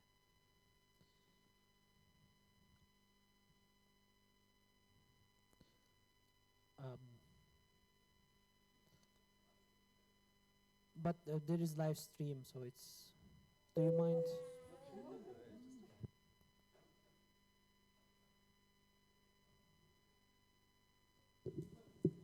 Yeah, I think an applause for his effort to reach to the microphone. Thank you very much. Mr. Ambassador, I was wondering whether you think that the ongoing process of the establishment of the UK negotiating position with regards to our departure from the EU offers opportunities for those countries in, for example, southeastern Europe, to really engage us bilaterally with regards to the securing of their bilateral ties, insofar as us leaving the EU might impact those relations? Really interesting question. I think, and it's the answer to it is not yet settled, because as you can imagine that in the short time since the vote, just 2 months, isn't it, 3 months coming up to, an enormous amount of sort of policy formulation has been going on, and questions like, you know, our detailed approach to bilateral arrangements has yet to be sorted out. I mean, it will be over the course of the next 6, 12, 18 months. But my personal view, my instinctive view to that, would be that British interests in the region will not change. I mean, we from leaving the European Union, we still stand to benefit from collaboration, and we stand we face the same challenges as other countries in the region do. So we will continue to be involved here. If that means that it can be done best through bilateral approaches, then I'm sure we'll pursue those, because obviously it'll be in our best interest to develop those networks and alliances which can best face the challenges we share. I think that another aspect which is quite interesting in the context of your question is how the European Union itself develops, because I think that the Brexit vote in the UK was not by any means the result of currents and opinions which are held only in the United Kingdom. It reflects what's going on elsewhere in Europe as well, and it's a kind of sort of turbulent development which other governments in Europe, as well as the bodies that make up the European Union in Brussels and elsewhere, are going to have to think about the consequences for how they hang together. And if that leads to change, then that itself might bring up different opportunities for the region in terms of their relationship with the rest of the European Union and their relationship with other countries, bilateral relationship like the UK. Thank you. And I'm taking the last question from Miro. Hello. Some see the Brexit as a wake-up call for European Union. My question is how you see European Union dealing with the Brexit, because we see that the past few months after the result of the referendum, it has been passive. Even at the Bratislava summit previous week, they didn't make any further or intensive discussions about measurements on or what they will do to adjust to the new situation. So why do you think there is some kind of delay, or what do you think will be, after all, the moves of the Union? Yeah, I think it's another fascinating question, actually. I think that that what we've seen in some of the conversations that have gone on over the last few months, including the summit in Bratislava, is really an illustration of just how much Europe's leaders are beginning to understand that things may well have to change in response not just to Brexit, but to the challenges that the European Union and the continent of Europe is facing. And those questions are big and they have huge consequences. So the answers need to be thought through very carefully indeed. And they will be difficult because, just for the sake of example, if you're a political leader in Warsaw, you may well see these questions or the answer to these questions very differently from a political leader in Lisbon or Valletta, for that matter. So, it's going to be a very complex conversation and negotiation that goes on in understanding what kind of reform will be necessary. And I suspect it will take some time. I mean, we're probably talking about years rather than months, even though the pressure to come up with some sort of answer to these questions is going to be extremely powerful. Metodia has a question. All right, the very last question and the very, very last question, then yours. Thank you. Mr. Ambassador, I would like to ask you a question about the Brexit. Have you discussed or have you have any ideas about how will we, after Brexit, about the businesses that are located in your country, how what are the motivation that you are going to give to these businesses to remain there or to a new one? Because you know that the French has already have motivation, and they did it on 22 hours after a Brexit, and they have also very many businesses that were located in UK and they got back to France. Yeah, it's a crucial area to think about this. I think that 99% of the answer to your question will only become clear as that negotiation goes on between London and Brussels over what the relationship looks like. But since the 23rd of June, there have already been announcements of very significant investment in Britain from outside. For example, a Japanese business investing something over £2 billion in a tech company in Cambridge. I mean, these decisions, and there are many others as well. Siemens, I think, made a very, very important commitment to the British economy as well.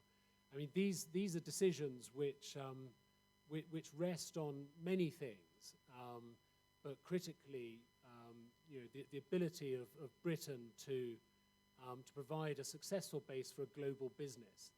And it shows their confidence that the future relationship between Britain and the rest of the world, because it's not just Britain and the rest of the European Union, is going to be the kind of environment that they can thrive in. So I think based on early signs, very early signs, it's pretty clear that Britain will continue to provide a very attractive place to do business in, and also to base manufacturing and service industries in.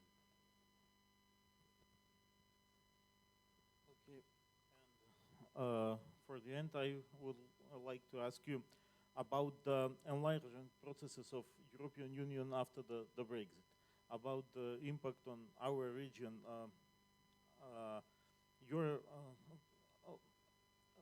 From your point of view,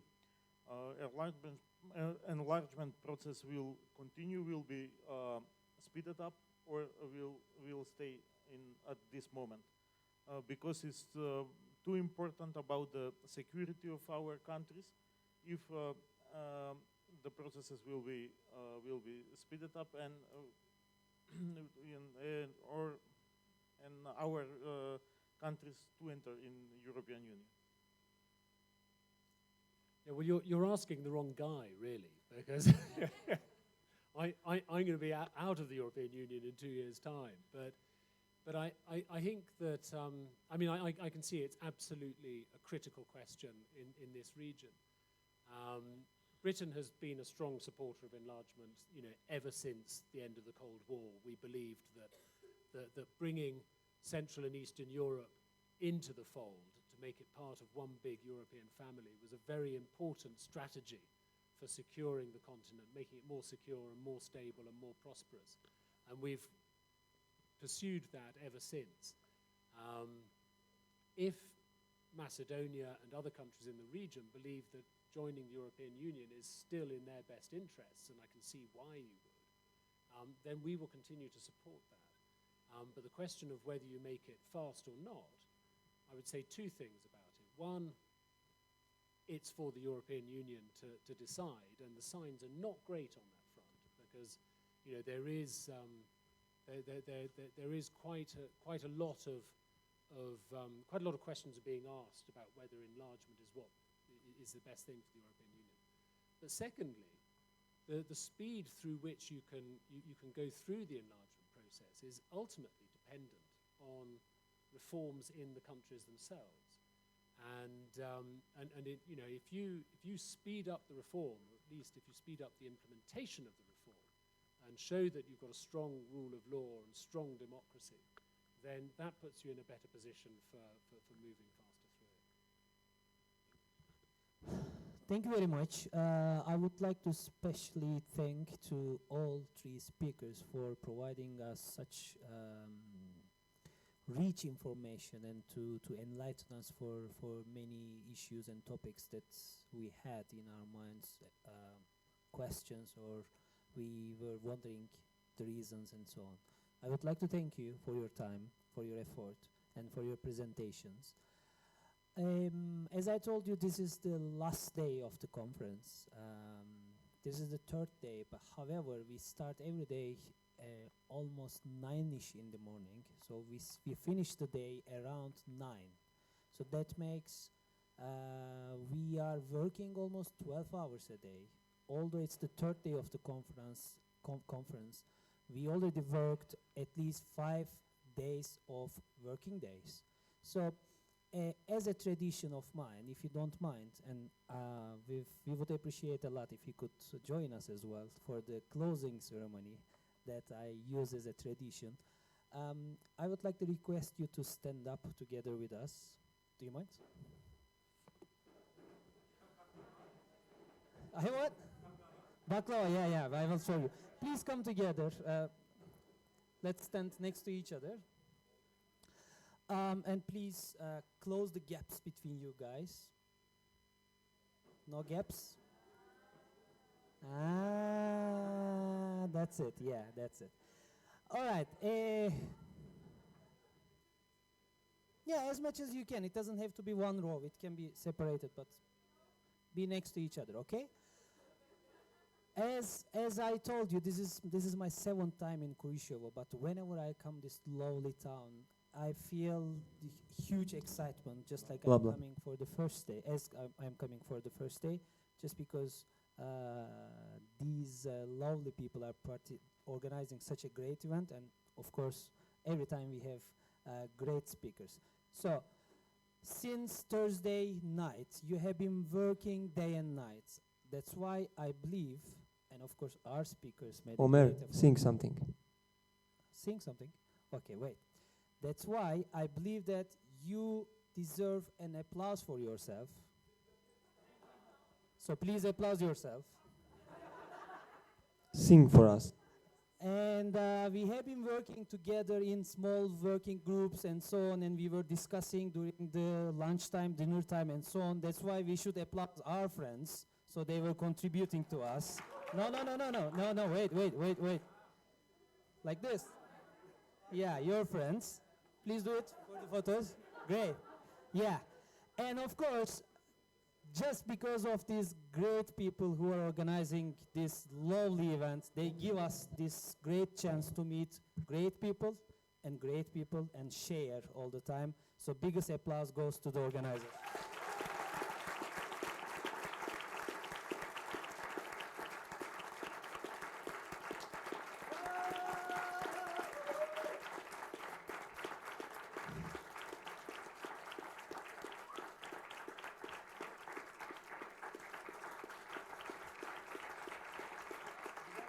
All right.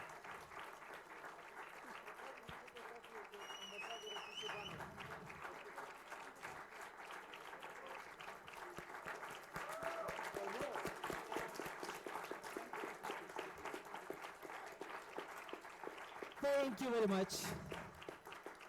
Thank you very much. Thank you again for your time. Thank you again for your contribution. You are still applauding. Ah, that's great.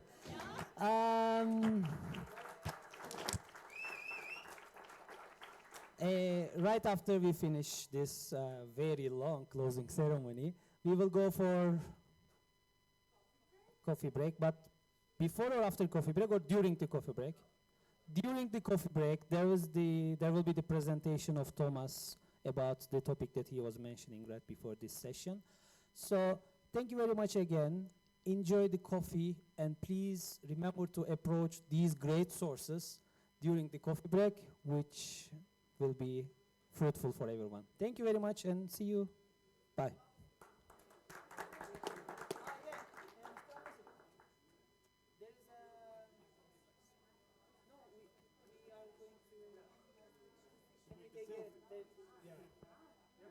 My English is so please been a long day. Because we are taking a selfie with all. Guys, that doesn't mean that we don't have reflection session after this, so we will continue working. Don't worry. The presentation.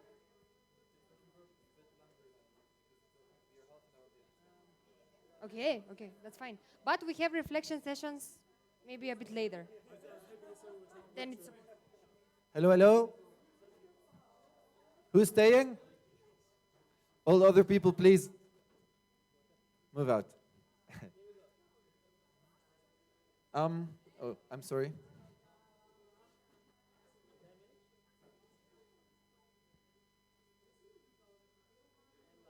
Those who are staying, which we are very happy about, please take a seat. You're very welcome.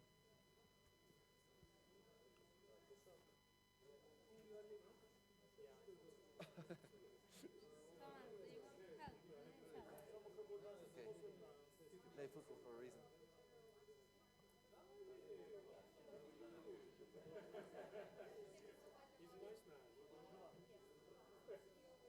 Right.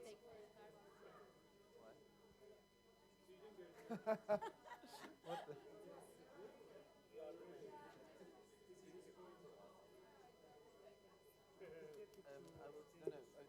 have a presentation. And for focus, I mean, can you continue these conversations off the stage? Can we continue these conversations elsewhere? We have a presentation. Move your ass. Right. Are you ready? So, I'm very, very pleased to have so many of you here. And we will try to keep it short because you really need coffee. And we really need coffee, even though I don't drink coffee. But we want to show you our website on the screen so it's more easy for you to appreciate what we're talking about. We are 3 representatives of an international team of young people that organize election observation missions all over Europe. We are currently organizing our 14th mission that is starting 3 days from now in Bosnia and Herzegovina. And we would like to explain in very short what this is all about. Basically, we have 2 things. We explain what we do, and we explain to you what the opportunities are for you to get involved. Because this is a project by young people, for young people. And so here you see our website. Can you go on the section about us? Then scroll down a bit. As you see, is this. Apparently it looks different on every single computer. Okay, all right, there it is. Our website is still under construction, but this is, in terms of content at least, it is precisely what we are all about. So I won't go and read through all of it. I'll just say very few things about every single point. Our vision is to involve young people in analyzing, and then communicating to the world the importance of youth engagement in elections. Why should young people be engaged in elections? And at the same time, what makes it perhaps challenging or difficult for young people to do so? In order to do that, we organize election observation missions. A classical observation mission, maybe you know the concept, maybe you don't. Do you? Who of you would be able to tell, let's say, roughly what election observation means? One? Okay, you've told. Oh, you want to try? Please. As my experience from Civil, that's a Macedonian NGO, we observe any kinds of pressures, threats, what the political parties work, and everything that happens on the election day, more or less. And what is your main aim? Why do you do that? To provide as fair as possible elections. Okay.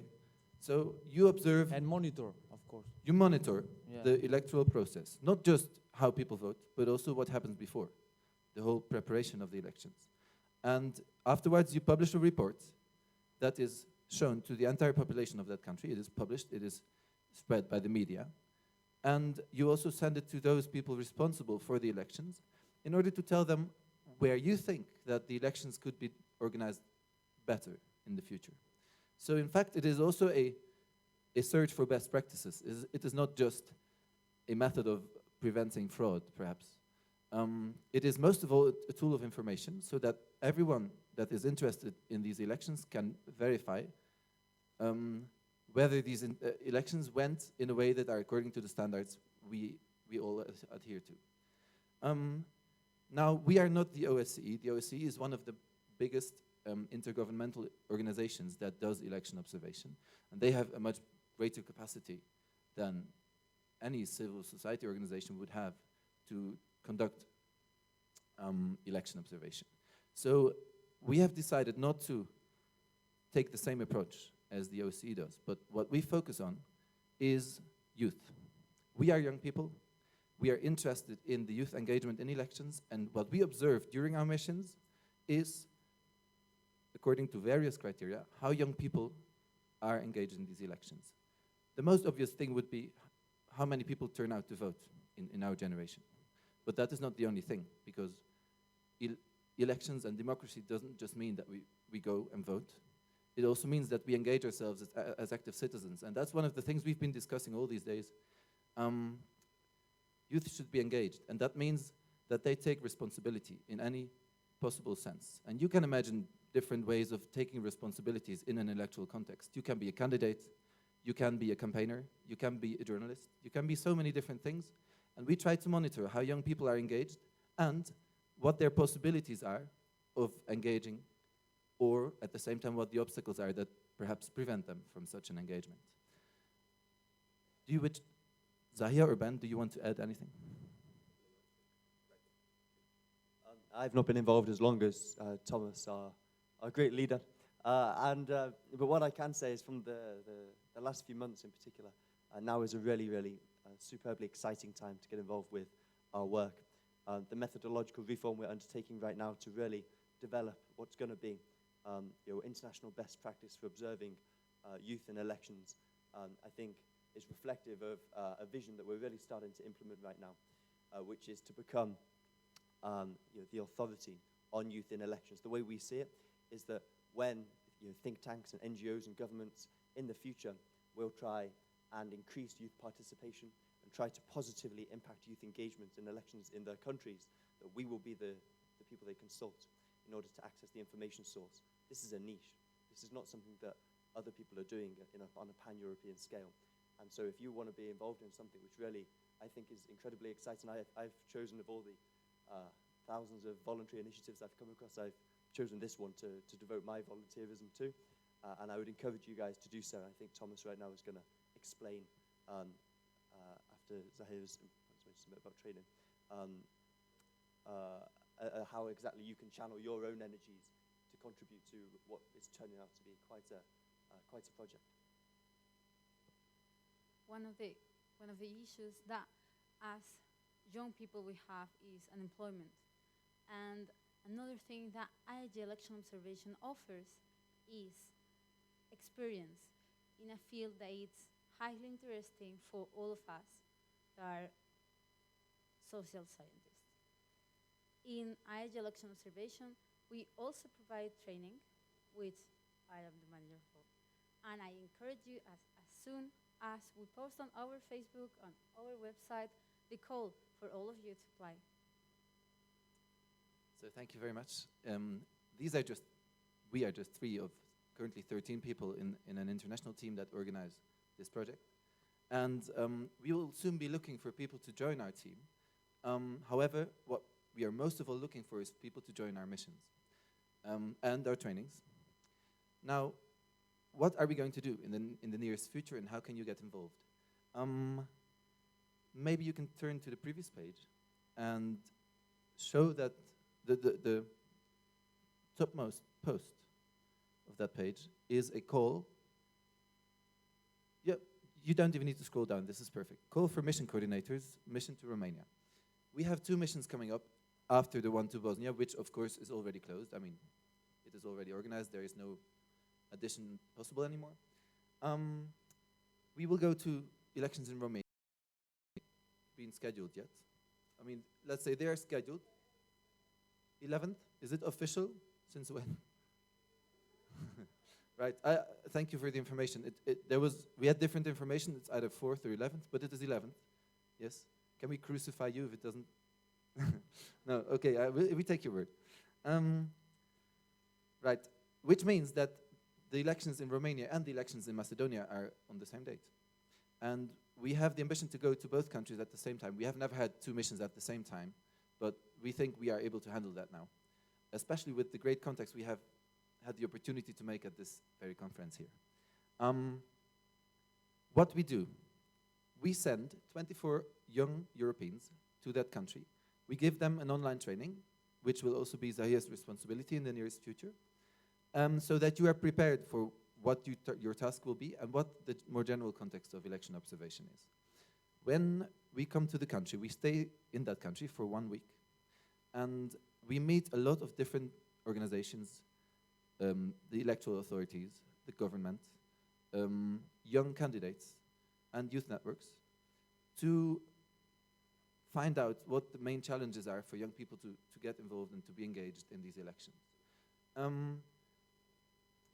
Apart from these meetings, the most important thing is, of course, the election day itself.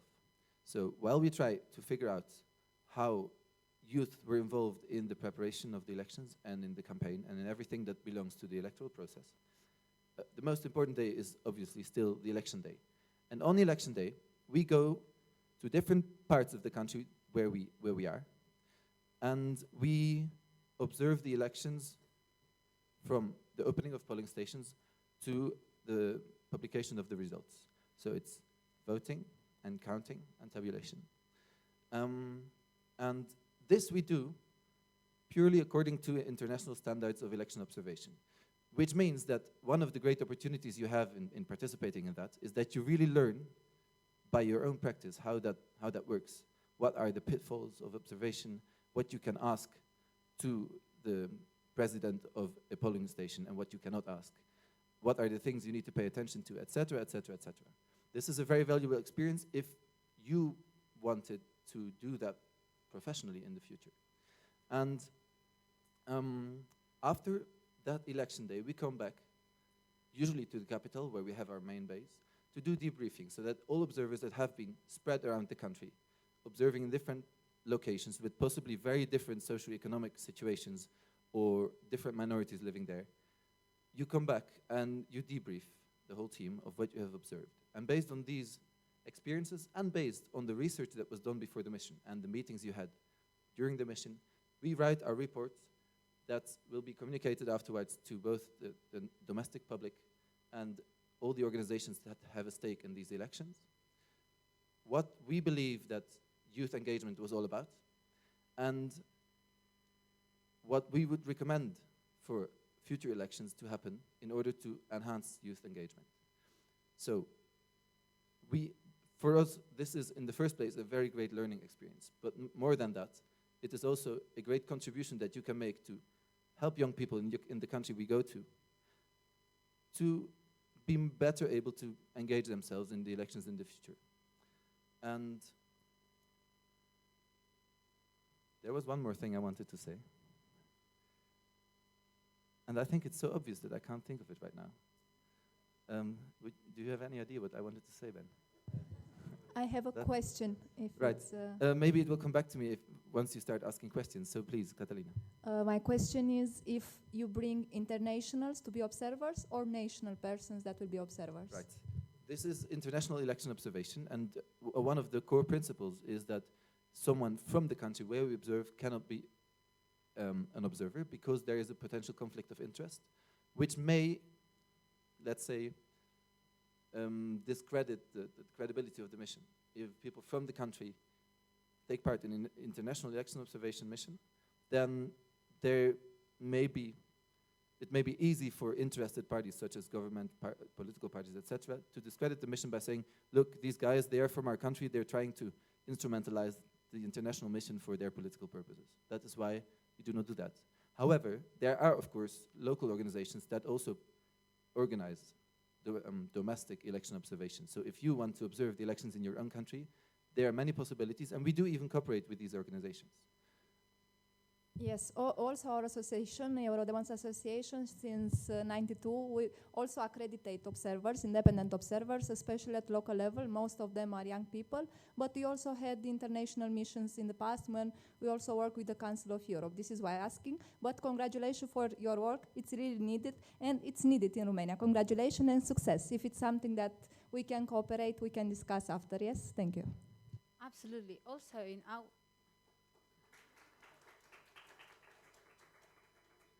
in our missions, we have the role of local coordinators.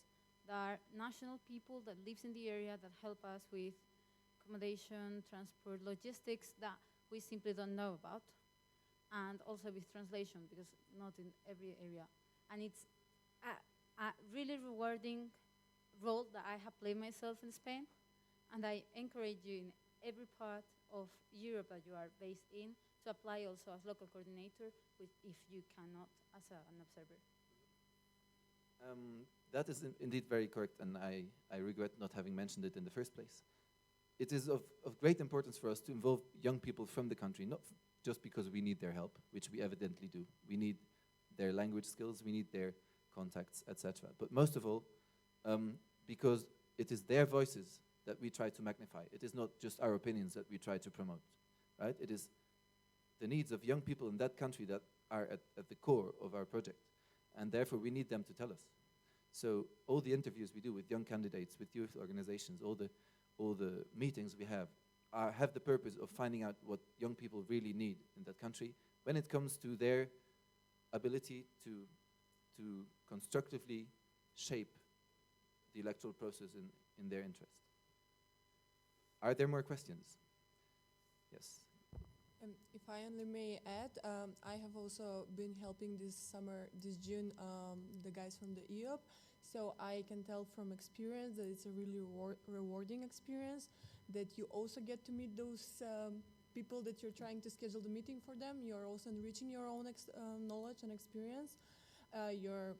Therefore, you're helping yourself, you're helping them, and you're helping your country. So it's a big progress and a big improvement.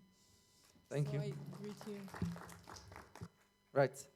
Yes, please. Can we know your email? We will give you our contact details at the end. Right? Okay, thanks. There is also some more practical information that I will share with you as a last thing, but maybe you have a question about When will you, because we will leave tomorrow? Sorry? Okay, what was your second comment? Sorry. I didn't hear what you were saying. I just asked when will you do that, because we're leaving soon. Okay, right. I think we will be done in 1 or 2 minutes. I think this is the last question, and then we can conclude. Is it okay for you? Okay, so do you provide this short-term observation and long-term observation? How is it working? I don't know. I haven't been here from the beginning, so maybe you mentioned, but. And also, I'm coming from.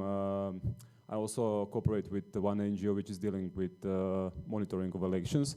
So maybe I can also give you contacts there, because they also send me in Ukraine for observing the local elections there.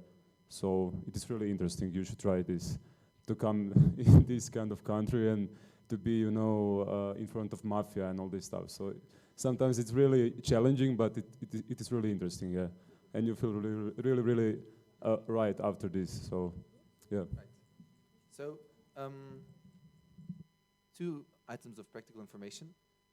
When we recruit for any position, we publish these calls on our website that you can see here. We can give you, I mean, this link is a bit distracting. In fact, it is very easy. It is aege.org, it's aegee.org / election observation project, EOP. The more, let's say, practical thing and easier to memorize is that you look on Facebook for aege election observation. And on our Facebook page, we publish all the calls for observers, for mission coordinators, for new team members, whatever we are looking for, and whatever opportunities we offer. And there are specific application deadlines, which you can find out there. The criteria for being an observer, which is probably the most interesting part in that project right now, are very, I think that all you fulfill them. It is age. You cannot be older than 30 years or younger than 18. Sorry, Pete. But we have some different views for you, I can tell. And you have to have a solid command of English.